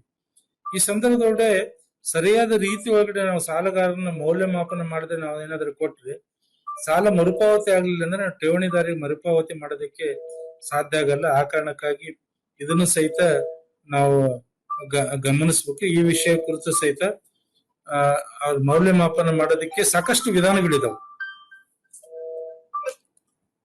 ವಿಧಾನಗಳಿದಾವೆ. ಆ ವಿಧಾನಗಳು ಏನೇನು ಮಾಡಬೇಕು ಅನ್ನೋದನ್ನು ಸಹಿತ ವಿಶೇಷವಾದ ರೀತಿ ಒಳಗಡೆ ನಿಮಗೆ ಮಾಹಿತಿ ಕೊಡುವಂತ ಅಂದ್ರೆ ಒಬ್ಬ ಸಾಲಗಾರನ ಅಸೆಸ್ ಮಾಡೋದು ಹೇಗೆ, ಆತನ ಆಸ್ತಿ ಅಸೆಸ್ ಮಾಡೋದು ಹೆಂಗೆ, ಆತನ ವ್ಯವಹಾರ ಅಸೆಸ್ ಮಾಡೋದು ಹೇಗೆ, ಈ ತರದ ಹಲವಾರು ವಿಷಯಗಳನ್ನ ಇಟ್ಕೊಂಡು ನಿಮಗೆ ಮಾಹಿತಿ ಕೊಡಿಸುವ ಸಾಲಗಳ ಮತ್ತು ಸಾಲ ಹಾಗೂ ಮುಂಗಡಗಳ ಮೌಲ್ಯಮಾಪನ ಸಹಿತ ತುಂಬಾ ಇಂಪಾರ್ಟೆಂಟ್ ವಿಷಯ ಆಗಿರೋದ್ರಿಂದ ಇದಕ್ಕೆ ಎಷ್ಟು ನಾನು ಹೇಳ್ತಿರೋದು ಒಂದು ಕ್ಲಾಸ್ ಸಾಕಾಗಲ್ಲ ಅಂತ ಭಾವಿಸ್ತೀನಿ. ನಿಜಕ್ಕೂ ನಾವು ಅದನ್ನ ಅರ್ಥ ಮಾಡ್ಕೋಬೇಕನ್ನೋದಾದ್ರೆ ಕನಿಷ್ಠ 2 ಕ್ಲಾಸ್ಗಳು ಬೇಕಾಗುತ್ತೆ. ಅದಕ್ಕೆ ವಿಶೇಷವಾಗಿ ಒಂದು ಬ್ಯಾಂಕ್ ಅಂತ ನಾನು ಹೇಳೋದಾತಂದ್ರೆ ನಮ್ಮ ಹತ್ರ ಎಷ್ಟು ವಿಧವಾದ ಅಂತ ಹೇಳಿದ್ರೆ, ಒಂದು ಸಾಲಗಾರ ಬಂದ್ರೆ ಅದನ್ನ ಇಂಟ್ರೂ ಅಪ್ರೈಸಲ್ ರಿಪೋರ್ಟ್ ಅಂತ ಹೇಳಿ ಒಂದು ಫಾರ್ಮೆಟ್ ಇಟ್ಟು ಒಂದು 4 ಪುಟದ ಫಾರ್ಮೆಟ್. ಒಬ್ಬ ಸಾಲಗಾರ ಬಂದ್ ಕುಂತ್ರೆ ಆ ಪೇಪರ್ ಇಟ್ಕೊಂಡಿದ್ರೆ ಅಂದ್ರೆ ನೀವು ಅದನ್ನ ಪ್ರಶ್ನೆ ಕೇಳ್ತಾ ಹೋಗ್ತಾ ಹೋದ್ರೆ ಅದು ಸುಮಾರು 4 ಪುಟದ ಅಪ್ಲಿಕೇಶನ್ ತುಂಬೋದ್ರೊಳಗಡೆ ಕಸ್ಟಮರ್ ಗೊತ್ತಾಗುತ್ತೆ, ನನಗೆ ಸಾಲ ಸಿಗುತ್ತೆ ಇಲ್ಲ ಅಂತ ಅವನಿಗೂ ಗೊತ್ತಾಗುತ್ತೆ, ಸಾಲ ಕೊಡ್ಬೇಕಾ ಬೇಡ ಅಂತ ನಿಮಗೂ ಗೊತ್ತಾಗುತ್ತೆ. ಇದನ್ನ ನಾವು ಮಾಡ್ಬೇಕು. ಮಾಡ್ಲಲ್ಲ ಹಾಗೆ ನಾವು ಓರೆಲ್ಲ ಕೇಳ್ತೀವಿ ಅಂದ್ರೆ 5 ಪ್ರಶ್ನೆ ಕೇಳಬಹುದು, 10 ಪ್ರಶ್ನೆ ಕೇಳ್ತಿದ್ದಂಗೆ ನಿಮಗೂ ಬಹಳ ಕೇಳಕತ್ತೀನಿ ಅಂತ ಅನ್ಸುತ್ತೆ. ಅದಕ್ಕೆ ಆ ರೀತಿ ಅಲ್ಲ, ಒಂದು ಫಾರ್ಮೆಟ್ ನಮ್ಮ ಹತ್ರ ಇಟ್ಕೊಂಡು ಆ ಫಾರ್ಮೆಟ್ಗೆ ತಕ್ಕಂತೆ ಅವನ್ನೆಲ್ಲವನ್ನು ಮಾಹಿತಿ ಕೇಳ್ತಾ ತುಂಬ್ತಾ ಹೋದಂದ್ರೆ ನಮಗೆ ಆ ಫಾರ್ಮ್ ತುಂಬದ್ರೊಳಗಡೆ ಗೊತ್ತಾಗುತ್ತೆ ಸಾಲ ಕೊಡಬೇಕೋ ಬೇಡ ಅಂತ, ಅವನಿಗೂ ಸಹಿತ ಸಾಲ ಸಿಗುತ್ತೆ ಇಲ್ಲ ಅಂತ ಗೊತ್ತಾಗುತ್ತೆ. ಆ ಮಾದರಿ ಒಳಗಡೆ ಅದನ್ನ ದಾಖಲೆಗಳನ್ನ ಸಿದ್ಧಪಡಿಸಿವಿ, ಅದನ್ನು ಸಹಿತ ನಿಮಗೆ ಹೇಳುವಂತ ಒಂದು ಪ್ರಯತ್ನ ಮಾಡ್ತೀವಿ. ಇದು ಒಂದಿಷ್ಟು ಲೆಕ್ಕ ಪರಿಶೋಧನೆಗೆ ಸಿದ್ಧತೆ ಇದು ರಿಪೀಟ್ ಆಗಿದೆ, ಆಗ್ಲೇ ನಾನು ಈ ವಿಷಯನ ಹೇಳಿದ್ದೀನಿ. ಹಾಗೆ ಆಡಿಟ್ ಹೆಲ್ತ್ ಅಂತ ಹೇಳಿ ಇದನ್ನು ಸಹಿತ ನಾವು ತಪಾಸಣೆ ಅಂದ್ರೆ ಒಂದ್ ಬೇರೆ ನಮ್ಮದೇ ಆದ ರೀತಿ ಒಳಗಡೆ ಆಡಿಟ್ ಆದ ನಂತರ ನಮ್ಮ ಆರ್ಥಿಕ ಅಂದ್ರೆ ನಮ್ಮ ಸಹಕಾರಿ ಸಂಸ್ಥೆ ಆರ್ಥಿಕ ಸ್ಥಿತಿ ಯಾವ ರೀತಿ ಇದೆ ಅನ್ನೋದನ್ನು ಸಹಿತ ತಪಾಸಣೆ ಮಾಡಿಕೊಳ್ಳೋದಕ್ಕೆ ಒಂದಿಷ್ಟು ರೇಷಿಯೋ ಅನಾಲಿಸಿಸ್ಗಳಿದಾವೆ. ಆ ರೇಷಿಯೋ ಅನಾಲಿಸಿಸ್ಗಳ ಬಗ್ಗೆ ಇವತ್ತಿನವರೆಗೂ ಸಹಿತ ಒಂದು ಸಹಕಾರಿ ಸಂಸ್ಥೆಗೆ ಯಾರು ಹೇಳಿಕೊಟ್ಟಿಲ್ಲ. ಆದ್ರೆ ಅದನ್ನ ತಿಳ್ಕೊಂಡಿದ್ರಿಂದ ಖಂಡಿತ ನಮ್ಮ ಉಪಯೋಗ ಆಗುತ್ತೆ. ಉದಾಹರಣೆಗೆ ನನ್ನ ಬ್ಯಾಂಕಿನ ಒಂದು ಸಣ್ಣ ಉದಾಹರಣೆ ನಿಮಗೆ ಹೇಳ್ತೀನಿ. ನಮ್ಮ ಬ್ಯಾಂಕ್ನೊಳಗಡೆ ನಮಗೆ ಪ್ರತಿ ವರ್ಷ ಮಾರ್ಚ್ಗಿಂತ ಮುಂಚೆ ನಮ್ಮ ಲಾಭ ತುಂಬಾ ಚೆನ್ನಾಗಾಗುತ್ತೆ ಅಂತ ಹೇಳಿ ಭಾವಿಸ್ತಿದ್ವಿ. ನಾವು ತುಂಬಾ ಕೆಲಸ ಮಾಡಿದ್ದಾರೆ, ನಮ್ಮ ಹುಡುಗರು ತುಂಬಾ ಶ್ರಮ ಹಾಕಿದ್ದಾರೆ, ಒಳ್ಳೆ ಬಿಸಿನೆಸ್ ಮಾಡಿದ್ದಾರೆ, ವರ್ಷದ ಕೊನೆಗೆ ತುಂಬಾ ಒಳ್ಳೆ ಲಾಭ ಬರುತ್ತೆ ಅಂತ ಹೇಳಿ ನಾವು ಯೋಚನೆ ಮಾಡ್ತಿದ್ವಿ. ಅದರ ವರ್ಷದ ಕೊನೆಗೆ ನಮ್ಮ ಅಂಕಿಅಂಶಗಳನ್ನು ಗಮನಿಸಿದಾಗ ನಾವು ನಿರೀಕ್ಷಿತ ಮಟ್ಟದೊಳಗಡೆ ನಾವೇನ್ ನಿರೀಕ್ಷೆ ಮಾಡಿದ್ವಿ ಆ ಮಟ್ಟದೊಳಗಡೆ ಲಾಭ ಬರ್ತಿರ್ಲಿಲ್ಲ. ಹಾಗಾಗಿ ನಮ್ಮೆಲ್ಲರಿಗೂ ಬೇಜಾರಾಗ್ತಿತ್ತು. ಸುಮಾರು 2-3 ವರ್ಷಗಳ ಈ ರೀತಿ ಆಗ್ತಿದ್ದಂಗೆ ಒಮ್ಮೆ ಒಬ್ಬ ತಜ್ಞನ ಕರ್ಕೊಂಬಂದು, ಶಿವಮೊಗ್ಗದ ಒಬ್ಬ ನಮ್ಮ ಸ್ನೇಹಿತರು ತಜ್ಞರವರು, ಅವ್ರನ್ನ ಕರ್ಕೊಂಬಂದು ನಮ್ಮ ಬ್ಯಾಲೆನ್ಸ್ ಶೀಟ್ ಅಂದ್ರೆ ಕಳೆದ ಒಂದು 3 ವರ್ಷಗಳ ಬ್ಯಾಲೆನ್ಸ್ ಶೀಟ್ ಅನ್ನು ಅವ್ರಿಗೆ ಕೊಟ್ಟು ಅದನ್ನ ಅಧ್ಯಯನ ಮಾಡಿಸಿ ಅವ್ರು ಬಂದು ನಮಗೆ ಹೇಳಿದ್ದೆ ಅಂದ್ರೆ ನೀವು ಎಲ್ಲೆಲ್ಲಿ ಏನ್ ಅರ್ನ್ ಮಾಡ್ತಾ ಇದ್ದೀರಿ ಅನ್ನೋದನ್ನ ಕೂಲಂಕುಷವಾಗಿ ವಿವರಿಸಿ ನಮಗೆ ಅವ್ರು ಸಲಹೆ ಕೊಟ್ಟದ್ದು ಏನಂದ್ರೆ 0.5% ಡೆಪಾಸಿಟ್ ಮೇಲೆ ನೀವು ರೇಟ್ ಕಡಿಮೆ ಮಾಡ್ರಿ ಅಂತ ಹೇಳಿ ಒಂದು ಸಲಹೆಯನ್ನು ಕೊಟ್ಟರು. ನಮ್ಮ ಬ್ಯಾಂಕಿನ ಸಮಗ್ರ 3 ವರ್ಷದ ಬ್ಯಾಲೆನ್ಸ್ ಶೀಟ್ ಅಧ್ಯಯನ ಮಾಡಿ ಅವತ್ತು ನಾವು ಒಂದು 0.5% ನಮ್ಮ ಡೆಪಾಸಿಟ್ ಒಳಗಡೆ ನಾವು ಕಡಿಮೆ ಮಾಡಿದ ಮೇಲೆ ಕಳೆದ ಒಂದು 10 ವರ್ಷ ಆಯ್ತು, ನಾವೇನ್ ನಿರೀಕ್ಷೆ ಮಾಡ್ತಾ ಇದ್ವಿ ಅದಕ್ಕಿಂತ ಹೆಚ್ಚು ಲಾಭ ಬರ್ತಾ ಇದೆ ಹೊರತಾಗಿ ಕಡಿಮೆ ಏನಾಗ್ತಾ ಇಲ್ಲ. ಆ ಕಾರಣಕ್ಕಾಗಿ ನಮ್ಮ ಅಂಕಿಅಂಶಗಳನ್ನ ಆಧಾರವಾಗಿ ಇಟ್ಟುಕೊಂಡು ನನ್ನ ಸಂಸ್ಥೆಯ ಹೆಲ್ತ್ ಏನಿದೆ ಅನ್ನೋದನ್ನು ಸಹಿತ ಸಾಕಷ್ಟು ಜನ ತಜ್ಞರಿದ್ದಾರೆ ನಮ್ಮ ಹತ್ರ. ಆ ತಜ್ಞರ ಕಡೆ ಕೊಟ್ಟು ನಮ್ಮ ಆರ್ಥಿಕ ಹೆಲ್ತ್ ಏನಿದೆ, ಆಡಿಟ್ ಹೆಲ್ತ್ ಏನಿದೆ ಅಲ್ಲ, ಅದನ್ನು ತಪಾಸಣೆ ಮಾಡಿಸುವಂತ ಕೆಲಸನೂ ಸಹಿತ ಮಾಡಿಸೋಣ. ಆ ರೀತಿ ಒಬ್ಬ ತಜ್ಞರ ಕರೆದು ಯಾವುದೋ ಒಂದು ಸಹಕಾರಿ ಸಂಸ್ಥೆಯ ಬ್ಯಾಲೆನ್ಸ್ ಶೀಟ್ ಅನ್ನು ಇಟ್ಕೊಂಡು, ಹೆಸರು ಹೇಳೋದು ಬೇಡ ಬೇಕಾರೆ, ಅವರ ಅಂಕಿಅಂಶಗಳನ್ನ ಇಟ್ಕೊಂಡು ಒಂದು ಇಡೀ ಸಂಪೂರ್ಣ ಕ್ಲಾಸ್ ಅನ್ನು ನಾವು ತಗೋಣ. ಅದರ ಫಾರ್ಮುಲಾಗಳನ್ನು ಸಹಿತ ನಿಮಗೆ ಕೊಡಿಸುವಂತ ವ್ಯವಸ್ಥೆ ಮಾಡ್ತೀವಿ. ಆ ಫಾರ್ಮುಲಾ ಇಟ್ಕೊಂಡು ನಾವೇನಾದ್ರೂ ನಮ್ಮ ಸಂಸ್ಥೆಯ ಅಂಕಿಅಂಶಗಳನ್ನ ಅದಕ್ಕೆ ಹಾಕಿದಾಗ ನಮ್ಮ ಆರ್ಥಿಕ ಹೆಲ್ತ್ ಹೆಂಗಿದೆ, ನಮ್ಮ ಸಂಸ್ಥೆಯ ಹೆಲ್ತ್ ಹೆಂಗಿದೆ ಅನ್ನೋದು ಸಹಿತ ನಮಗೆ ಮನವರಿಕೆ ಆಗುತ್ತೆ. ಆ ಒಂದು ರೀತಿಯ ಪ್ರಯತ್ನವನ್ನು ಸಹಿತ ಈ ಸರಣಿ ಕಾರ್ಯಕ್ರಮದೊಳಗಡೆ ಮಾಡೋಣ ಅಂತ ಹೇಳ್ತಾ, ನಕಲಿ ನೋಟುಗಳ ಪತ್ತೆ ಮಾಡುವ ವಿಧಾನ ಏನಿದೆಯಲ್ಲ, ಇದು ಸಾಕಷ್ಟು ಜನಕ್ಕೆ ನಮ್ಗೆ ಗುರ್ತೇ ಇಲ್ಲ. ನಾವೇನೋ ಮಾತಾಡ್ತೀವಿ ಕೋಟಾ ನೋಟ್ ಅಂತೀವಿ, ಆದ್ರೆ ಜೆನ್ವಿನ್ ನೋಟ್ ನೊಳಗಡೆ ಏನೆಲ್ಲ ಅಂಶಗಳಿದಾವೆ. ಒಂದು ಜೆನ್ವಿನ್ ನೋಟ್, ಒಂದು ಸರಿಯಾದ ನೋಟು ರಿಸರ್ವ್ ಬ್ಯಾಂಕ್ ಮುದ್ರಣ ಮಾಡಿರೋದು, ಅದರೊಳಗಡೆ ಏನೆಲ್ಲ ಅಂಶಗಳನ್ನ ಗಮನ ಇಡಬೇಕು, ನಾವು ನೋಡಬೇಕು. ಎಷ್ಟೊಂದು ಸೆಕ್ಯೂರಿಟಿ ಫೀಚರ್ಸ್ ಗಳನ್ನ ರಿಸರ್ವ್ ಬ್ಯಾಂಕ್ ಅದರೊಳಗಡೆ ಅಳವಡಿಸಿರೋ ಅನ್ನೋದನ್ನ ಸಹಿತ ಕ್ಲಾಸ್ ತುಂಬಾ ಚೆನ್ನಾಗಿದೆ. ರಿಸರ್ವ್ ಬ್ಯಾಂಕಿನ ಅಧಿಕಾರಿಗಳನ್ನ ಕರೆಸಿ ಆ ರೀತಿಯ ಒಂದು ಕ್ಲಾಸ್ ಅನ್ನ ಕೊಡಿಸುವಂತ ಪ್ರಯತ್ನವನ್ನು ಈ ಸರಣಿ ಕಾರ್ಯಕ್ರಮದೊಳಗಡೆ ಮಾಡ್ತೀವಿ. ಹಾಗೆ ಮಾರ್ಕೆಟಿಂಗ್ ಮತ್ತು ಬ್ರ್ಯಾಂಡಿಂಗ್ ಏನಿದೆಯಲ್ಲ, ವಿಶೇಷವಾಗಿ ಬ್ರ್ಯಾಂಡಿಂಗ್ ಅಂತ ಹೇಳಿ ಸಣ್ಣ ಸಹಕಾರಿ ಸಂಸ್ಥೆ ಅನ್ನೋದು ಬ್ರ್ಯಾಂಡಿಂಗ್ ಅಷ್ಟು ಮಹತ್ವ ಇಲ್ಲ ಅಂದ್ರು ಮಾರ್ಕೆಟಿಂಗ್ ಅನ್ನೋ ವಿಷಯವನ್ನು ನಾವು ಯಾರು ಮಾಡ್ತಾ ಇಲ್ಲ. ನನ್ನ ಹತ್ರ ಇರೋ ಪ್ರಾಡಕ್ಟ್ಗಳ ಬಗ್ಗೆ ನಾನು ಮಾರ್ಕೆಟಿಂಗ್ ಮಾಡಲಿಲ್ಲ ಅಂತ ಹೇಳಿದ್ರೆ ನಾವು ಕ್ಷೇತ್ರದೊಳಗಡೆ ಉತ್ತಮವಾದ ರೀತಿಯೊಳಗಡೆ ಕೆಲಸ ಮಾಡೋದಕ್ಕೆ ಸಾಧ್ಯ ಆಗಲ್ಲ. ಆ ಕಾರಣಕ್ಕಾಗಿ ಮಾರ್ಕೆಟಿಂಗ್ ಅನ್ನೋದು ಏನಿದೆಯಲ್ಲ ಅದು ತುಂಬಾ ಇಂಪಾರ್ಟೆಂಟ್. ಜೊತೆಗೆ ಬ್ರ್ಯಾಂಡಿಂಗು ಬೇಕಾಗುತ್ತೆ. ಆ ಎರಡು ಅಂಶಗಳ ಕುರಿತು ಸಾಧ್ಯ ಆದರೆ ಒಂದು ಕ್ಲಾಸ್ ಅನ್ನು ಮಾಡಿಸೋದ್ರ ಮೂಲಕ ನಮ್ಮ ಸಂಸ್ಥೆಯ ಮಾರ್ಕೆಟಿಂಗ್ ವಿಭಾಗವನ್ನ ಅದನ್ನ ವೃದ್ಧಿ ಮಾಡ್ಕೊಳ್ಳೋದಕ್ಕೆ ನೋಡೋಣ ಅಂತ ಹೇಳ್ಬಿಟ್ಟು ಈ ಒಂದು ಸಂದರ್ಭದೊಳಗಡೆ ಯೋಚನೆ ಮಾಡಿದ್ವಿ. ಹಾಗೆ ಸಹಕಾರಿಗಳಲ್ಲಿ ಕಚೇರಿ ನಿರ್ವಹಣೆ ತತ್ವಗಳು ಮತ್ತು ವಿಧಾನಗಳು ಅಂದ್ರೆ ನಾನು ಹೇಳಿದ್ರೆ, ನಾನು ಒಂದು ಕಚೇರಿ ಅಂತ ಆಗಿ ನಮ್ದು ಒಂದು ಆಫೀಸ್ ಅಂತ ಆಗಿದ್ಮೇಲೆ ಸಿಇಒ ಅಂತ ನಾವು ಇರಬೇಕಾದಾಗ ನಾವು ನಮ್ಮ ಕಚೇರಿಯ ನಿರ್ವಹಣೆ ಯಾವ ರೀತಿ ಇರಬೇಕು ಅನ್ನೋದು ಸಹಿತ ತುಂಬಾ ಇಂಪಾರ್ಟೆಂಟ್ ಆಗುತ್ತೆ. ಅದಿಲ್ಲದೆ ಹೋದ್ರೆ ನಾವು ಯಾವ್ದೋ ಒಂದು ಆರ್ಗನೈಸ್ಡ್ ಅಲ್ಲ, ಅನ್ಆರ್ಗನೈಸ್ಡ್ ಸೆಕ್ಟರ್ ನೊಳಗಡೆ ಕೆಲಸ ಮಾಡದಂಗೆ ಆಗುತ್ತೆ. ಆ ಕಾರಣಕ್ಕಾಗಿ ಒಂದು ಕಚೇರಿಯ ನಿರ್ವಹಣೆ ಯಾವ ಇರಬೇಕು, ಅಲ್ಲಿ ಏನ್ ತತ್ವಗಳಿರಬೇಕು, ವಿಧಾನಗಳು ಏನಿರಬೇಕು ಅನ್ನೋದನ್ನು ಸಹಿತ ಈ ಒಂದು ಸರಣಿ ಕಾರ್ಯಕ್ರಮದೊಳಗಡೆ ಹೇಳಿಸುವಂತ ಒಂದು ಪ್ರಯತ್ನ ಮಾಡೋಣ ಅಂತ ಅನ್ಕೊಂಡಿದ್ವಿ. ಹಾಗೆ ಇವೆಲ್ಲ ಒಂದಿಷ್ಟು ಬಿಕ್ಕಟ್ಟು ನಿರ್ವಹಣೆ ಮತ್ತು ಸಮಯ ನಿರ್ವಹಣೆ ತುಂಬಾ ಇಂಪಾರ್ಟೆಂಟ್ ಆಗುತ್ತೆ. ನಾನು ಹೇಳ್ತೇನೆ ಕ್ರೈಸಿಸ್ ಮ್ಯಾನೇಜ್ಮೆಂಟ್, ಯಾವಾಗ ಒಂದು ಸಂದರ್ಭದೊಳಗಡೆ ನನಗೆ ಕ್ರೈಸಿಸ್ ಬಂದಾಗ ಅದನ್ನ ಯಾವ ರೀತಿ ನಿರ್ವಹಣೆ ಮಾಡ್ಬೇಕು ಅನ್ನೋದಾಗಿರ್ಬೋದು, ಜೊತೆಗೆ ಸಮಯ ನಿರ್ವಹಣೆ, ಇವು ಸಹಿತ ಒಂದಿಷ್ಟು ಜನರಲ್ ಸಬ್ಜೆಕ್ಟ್ ಆದ್ರೂ ಸಹಿತ ನಮ್ಮ ವ್ಯವಹಾರದೊಳಗಡೆ ತುಂಬಾ ಇಂಪಾರ್ಟೆಂಟ್. ಆ ಕಾರಣಕ್ಕಾಗಿ ಕೇವಲ ಬರೇ ಸಹಕಾರಿಗಳು ಅಂತ ಅಷ್ಟನ್ನೇ ಹೇಳದೇನೆ ಒಂದಿಷ್ಟು ನಮ್ಮ ವ್ಯಕ್ತಿತ್ವ ವಿಕಸನಕ್ಕೆ ಬೇಕಾದ್ರೆ, ನಮ್ಮ ವ್ಯಕ್ತಿತ್ವ ಅಭಿವೃದ್ಧಿ ಆಗೋ ದೃಷ್ಟಿಯಿಂದ, ವ್ಯಕ್ತಿತ್ವದ ಅಭಿವೃದ್ಧಿ ದೃಷ್ಟಿಯಿಂದನೂ ಸಹಿತ ಒಂದಿಷ್ಟು ವಿಷಯಗಳನ್ನ ಈ ಒಂದು ಸರಣಿ ಕಾರ್ಯಕ್ರಮದೊಳಗಡೆ ಸೇರ್ಸೋಣ ಅಂತ ಹೇಳಿ ಯೋಚನೆ ಮಾಡಿ ಬಿಕ್ಕಟ್ಟು ನಿರ್ವಹಣೆ ಇರ್ಬೋದು, ಸಮಯ ನಿರ್ವಹಣೆ ಇರ್ಬೋದು, ಈ ವಿಷಯದ ಕುರಿತು ಒಂದಿಷ್ಟು ಕ್ಲಾಸ್. ಹಾಗೆ ನಾನು ಹೇಳಿದ ಒಂದು ಗುರಿನ ಹಾಕೋಬೇಕು, ಗುರಿ ನಿಗದಿಪಡಿಸಿಕೊಳ್ಳೋದೇನು, ಅದಕ್ಕೆ ಏನು ಮಾನದಂಡಗಳು ಇರಬೇಕು ಅನ್ನೋದನ್ನ ಸಹಿತ ಒಂದು ಸಹಕಾರಿ ಸಂಸ್ಥೆಯಾಗಿ ಗುರಿ ನಿಗದಿಪಡಿಸಿಕೊಳ್ಳೋದು ಮತ್ತು ಆ ಗುರಿ ಸಾಧನೆಗೆ ನಾವೇನೆಲ್ಲ ಮಾಡಬೇಕು ಅನ್ನೋದನ್ನು ಸಹಿತ ನಾವು ಗಮನಿಸಬೇಕು. ಯಾವುದೇ ಸಹಕಾರಿ ಸಂಸ್ಥೆಗಳು ನೋಡ್ತೀವಿ ತುಂಬಾ ಕಡಿಮೆ, ಅಲ್ಲೊಂದು ಇಲ್ಲೊಂದು ಸಹಕಾರಿ ಸಂಸ್ಥೆಗಳು ಮಾತ್ರ ಈ ರೀತಿಯ ಒಂದು ಅಲ್ಲಿ ಮುಖ್ಯ ಕಾರ್ಯನಿರ್ವಹಣಾಧಿಕಾರಿ ಪರಿಶ್ರಮದಿಂದ ಗುರಿ ನಿಗದಿ ಮಾಡ್ತಾರೆ, ಅದನ್ನ ಅಚೀವ್ ಮಾಡೋದಕ್ಕೆ ನೋಡ್ತಾರೆ. ಕೆಲವೊಂದಿಷ್ಟು ಸಹಕಾರಿ ಸಂಸ್ಥೆಗಳಿದೆ, ಉದಾಹರಣೆಗೆ ಡಿಸೆಂಬರ್ನೊಳಗಡೆನೆ ನಾನು ಈ ವರ್ಷದ ಗುರಿಯನ್ನ ಟಾರ್ಗೆಟ್ ರೀಚ್ ಮಾಡಿದೆ ಅಂತ ಹೇಳ್ತಾರೆ, ಅಂದ್ರೆ ಅಲ್ಲಿ ಗುರಿ ಇದೆ. ಸಾಕಷ್ಟು ಸಂದರ್ಭದೊಳಗಡೆ ಉಳಿದ ಸಹಕಾರಿ ಸಂಸ್ಥೆಗಳು ಅವ್ರಿಗೊಂದು ಗುರಿನೂ ಇಲ್ಲ, ಸಾಧನೆ ಮಾಡ್ಬೇಕನ್ನೋ ಛಲನೂ ಇಲ್ಲ. ಆ ಕಾರಣಕ್ಕಾಗಿ ಆ ಗುರಿ ನಿಗದಿಪಡಿಸಿಕೊಳ್ಳೋದು ಹೇಗೆ, ಅದಕ್ಕೆ ಬೇಕಾಗಿರುವಂತ ಮಾನದಂಡಗಳನ್ನ ಆಧಾರವಾಗಿ ಇಟ್ಟುಕೊಂಡು ಗುರಿ ನಿಗದಿಪಡಿಸೋದು, ಅದನ್ನು ಸಾಧನೆ ಮಾಡೋದು ಹೇಗೆ ಅನ್ನೋದ್ರ ಬಗ್ಗೆನೂ ಸಹಿತ ಈ ಕ್ಲಾಸ್ ಕೊಡಿಸೋದು. ಇದು ಒತ್ತಡ ನಿರ್ವಹಣೆ, ಆಗ್ಲೇ ನಾ ಹೇಳಿದ್ದು ಬಿಕ್ಕಟ್ಟು ನಿರ್ವಹಣೆ ಹೇಳಿದ್ದೆ. ಬಿಕ್ಕಟ್ಟು ನಿರ್ವಹಣೆ ಬೇರೆ, ಒತ್ತಡ ನಿರ್ವಹಣೆ ಬೇರೆ. ಎರಡು ವಿಷಯಗಳ ಕುರಿತು ನಾವು ಕ್ಲಾಸ್ ಅನ್ನು ಮಾಡಿಸುವಂತ ಒಂದು ಪ್ರಯತ್ನ ಮಾಡ್ತಾ ಇದೀವಿ. ಹಾಗೆ ನಮ್ಮ ಹತ್ರ ಸಾಕಷ್ಟು ಸಂದರ್ಭದೊಳಗಡೆ ನಾವು ನಮ್ಮ ಕಸ್ಟಮರ್ ಜೊತೆಗೆ ನಾವು ವ್ಯವಹಾರ ಮಾಡ್ತಿರ್ಬೇಕಾದ ಸಂದರ್ಭದೊಳಗಡೆ ನಮ್ಮ ಕಮ್ಯುನಿಕೇಶನ್ ಸ್ಕಿಲ್ ಅಂತ ಹೇಳಿ ಸಂವಹನ ಕಲೆ ಏನಿದೆಯಲ್ಲ, ಅದು ಯಾವ ರೀತಿ ಇರಬೇಕು ಅನ್ನೋದು ಸಹಿತ ತುಂಬಾ ಇಂಪಾರ್ಟೆಂಟ್.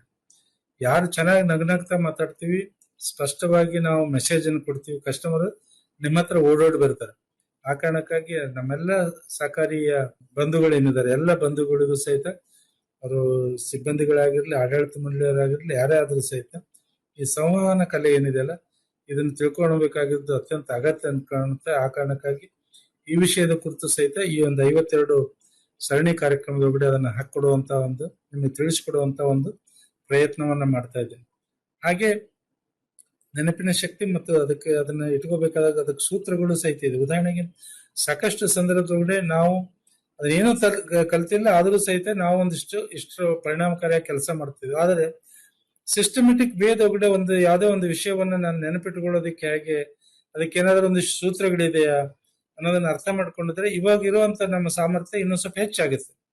ಆ ಕಾರಣಕ್ಕಾಗಿ ನಮ್ಮ ಸಾಮರ್ಥ್ಯವನ್ನು ಹೆಚ್ಚು ಮಾಡಿಕೊಳ್ಳೋ ದೃಷ್ಟಿಯಿಂದ ಈ ರೀತಿಯ ಚಟುವಟಿಕೆಗಳನ್ನು ಮಾಡಬೇಕು ಅಂತ ಹೇಳಿ ನಾನು ಭಾವಿಸ್ತೇನೆ. ಸಾಕಷ್ಟು ಸಂದರ್ಭದಲ್ಲೂ ಒಂದು ಕತೆ ಇದೆ ನಮ್ಮ ಹತ್ರ. ಅಂದ್ರೆ ಒಬ್ಬನು ಇಡೀ ದಿನ ಕೆಲಸ ಮಾಡೋದ್ರ ಮೂಲಕ ಒಂದು ದಿನದ ಕೊನೆಗೆ 2 ಗಿಡ ಕಡಿದು ಹಾಕಿರ್ತಾನೆ.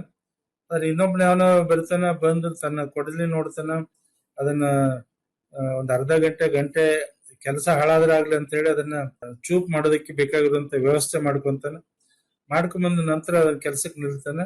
ತಕ್ಷಣಕ್ಕೆ ಅವನು ಮಧ್ಯಾಹ್ನ ಅನ್ನೋದ್ರೊಳಗಡೆ 2 ಮರ ಕಡಿದು ಹೋಗ್ತಾನೆ. ಅಂದ್ರೆ ಹೇಳ್ತಿರೋದು, ನಮ್ಮ ಸಾಮರ್ಥ್ಯ ಏನಿದೆ ಅದನ್ನ ಇನ್ನೊಂದಿಷ್ಟು ನಾವು ವೃದ್ಧಿ ಮಾಡ್ಕೋಬೇಕಾಗಿದೆ. ಆ ಕಾರಣಕ್ಕಾಗಿ ನೆನಪಿನ ಶಕ್ತಿ ಅದನ್ನ ಹೆಚ್ಚಿಸಿಕೊಳ್ಳುವಂತ ಸೂತ್ರಗಳ ಕುರಿತು ಸಹಿತ ಈ ಒಂದು ಸರಣಿ ಕಾರ್ಯಕ್ರಮದೊಳಗಡೆ ಪಾಠಗಳನ್ನ ಮಾಡ್ತಾ ಇದೀವಿ.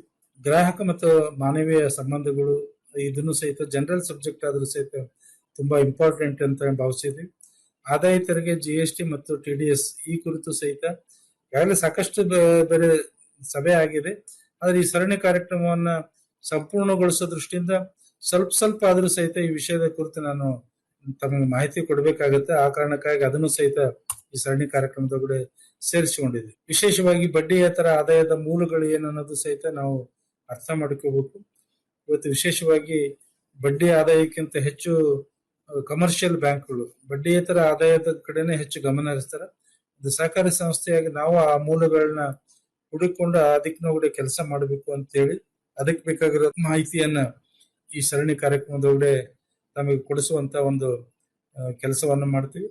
ಹಾಗೆ ಪ್ರಮುಖವಾಗಿ ನಾವು ಗಮನಿಸಬೇಕು, ಕೋವಿಡ್ ಸನ್ನಿವೇಶದೊಳಗಡೆ ಕಳೆದ 1.5-2 ವರ್ಷದೊಳಗಡೆ ಸಾಲಗಾರ ಮತ್ತು ಸಾಲಗಾರನ ಆರೋಗ್ಯಕ್ಕೆ ಸಂಬಂಧಿಸಿದಂತೆ ನಾವು ತುಂಬಾ ಭಯ ಪಟ್ಟಿದ್ದೀವಿ.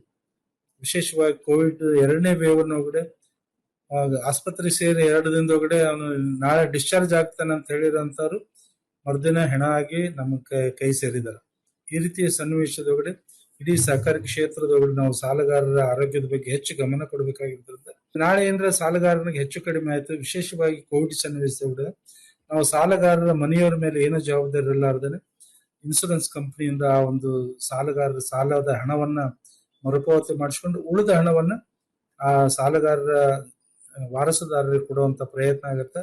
ಇದು ಸಹಿತ ತುಂಬಾ ಉತ್ತಮವಾದ ಯೋಜನೆ ಆಗಿರೋದ್ರಿಂದ ಈ ವಿಷಯ ಕುರಿತು ಸಹಿತ ಈ ಸಂದರ್ಭದಲ್ಲಿ ತಮಗೆ ಮಾಹಿತಿ ಮಾಡುವಂತ ಒಂದು ಕೆಲಸ ಮಾಡ್ತಾರೆ. ಹಾಗೆ ನೈತಿಕ ಮೌಲ್ಯಗಳು ಮತ್ತು ನೌಕರರ ಕಾರ್ಯಕ್ಷಮತೆಯ ಮೇಲೆ ಅದರ ಪರಿಣಾಮಗಳೇನು, ನೈತಿಕ ಮೌಲ್ಯಗಳಿರ್ಬೇಕು. ಅದು ನಮ್ಮ ಎಂಪ್ಲಾಯೀಸ್ ಮೇಲೆ ಯಾವ ರೀತಿ ಪರಿಣಾಮ ಬೀರುತ್ತೆ ಅನ್ನೋದನ್ನು ಸಹಿತ ತುಂಬಾ ಉಪಯುಕ್ತವಾದ ಕ್ಲಾಸ್ ಇದೆ. ಅದನ್ನು ಸಹಿತ ಈ ಸಂದರ್ಭದಲ್ಲಿ ಹೇಳಿಸುವಂತ ಒಂದು ಪ್ರಯತ್ನ ಮಾಡ್ತೇವೆ. ಕನ್ನಡ ಮುಕ್ತ ಜ್ಞಾನ ಮತ್ತು ತಂತ್ರಜ್ಞಾನದ ಪ್ರಚಲಿತ ಬೆಳವಣಿಗೆಗಳು ವಿಶೇಷವಾಗಿ ನಾವೆಲ್ಲ ಬಳಸ್ತಾ ಇದೀವಿ. ನನ್ನ ವಿನಂತಿ ಇದು ತುಂಬಾ ನೇರವಾಗಿ ನಮ್ಮ ಸಹಕಾರಿಗಳಿಗೆ ಸಂಬಂಧಿಸಿಬಿಡುತ್ತಾ ಅನ್ನೋದಾದ್ರೆ ಖಂಡಿತ ನೇರವಾಗಿ ಇಲ್ಲ ಅಂದ್ರೂ ಸಹಿತ ನಮ್ಮೆಲ್ಲರ ಜವಾಬ್ದಾರಿ ಇದೆ. ಕನ್ನಡದೊಳಗಡೆ ಮುಕ್ತ ಜ್ಞಾನ ಅಂದ್ರೆ ತಂತ್ರಾಂಶ ಏನಿದೆಯಲ್ಲ, ಕನ್ನಡದೊಳಗಡೆ ಸಾಕಷ್ಟು ಪ್ರಚಲಿತ ಬರ್ತಾ ಇದೆ. ಕನ್ನಡಿಗರಾಗಿ ನಾವೇ ಆ ಒಂದು ಕನ್ನಡದ ಮುಕ್ತ ಜ್ಞಾನವನ್ನ ತಂತ್ರಾಂಶವನ್ನ ನಾವು ಬಳಸೋದಕ್ಕೆ ಪ್ರಯತ್ನ ಮಾಡಲಿಲ್ಲ ಅಂದ್ರೆ ಅದು ಅಭಿವೃದ್ಧಿ ಆಗೋದಕ್ಕೆ ಕಷ್ಟ ಆಗುತ್ತೆ. ಆ ಕಾರಣಕ್ಕಾಗಿ ಎಲ್ಲ ಆತ್ಮೀಯ ಸಹಕಾರಿ ಬಂಧುಗಳ ಹತ್ರ ಒಂದು ದಿನದ ಕ್ಲಾಸ್ ನಮಗೆ ಇವತ್ತು ತಂತ್ರಾಂಶದೊಳಗಡೆ ಕನ್ನಡ ಎಲ್ಲೆಲ್ಲಿ ಬಳಸಬಹುದು, ಪ್ರತಿಯೊಂದು ಹಂತದೊಳಗೂ ಕನ್ನಡ ಬಳಸಬಹುದು, ಕನ್ನಡ ತಂತ್ರಾಂಶವನ್ನು ಬಳಸಿಕೊಳ್ಳಬಹುದು ಅನ್ನೋದನ್ನು ಸಹಿತ ಒಂದು ಕ್ಲಾಸ್ ಅನ್ನ ಹೇಳಿಸುವಂತ ಒಂದು ಪ್ರಯತ್ನ ಮಾಡ್ತೀನಿ. ಹಾಗೆ ಜೊತೆಯಲ್ಲಿ ಅನ್ನೋದನ್ನ ಏನಂದ್ರೆ ಇದು ತುಂಬಾ ಉಪಯುಕ್ತವಾದ ಒಂದು ಸಬ್ಜೆಕ್ಟ್ ಇದೆ. ಜೊತೆಯಲ್ಲಿ ಅಂದ್ರೆ ನಾವು ಆಡಳಿತ ಮಂಡಳಿ ಸದಸ್ಯರಿರ್ಬೋದು, ಸಿಬ್ಬಂದಿಗಳಿರ್ಬೋದು, ಗ್ರಾಹಕರಿರ್ಬೋದು, ಎಲ್ಲರೂ ಒಟ್ಟಿಗೆ ಹೋಗ್ಬೇಕಾದ ಸನ್ನಿವೇಶದೊಳಗಡೆ ಯಶಸ್ವಿ ಕಾಣ್ತೀವಿ ಅನ್ನೋದನ್ನು ಸಹಿತ ತುಂಬಾ ಅರ್ಥಗರ್ಭಿತವಾದ ರೀತಿ ಒಳಗಡೆ ಈ ಒಂದು ಕ್ಲಾಸ್ ಅನ್ನು ಸಹಿತ ಹೇಳಿಸುವಂತ ಒಂದು ಪ್ರಯತ್ನ ಮಾಡ್ತೀನಿ.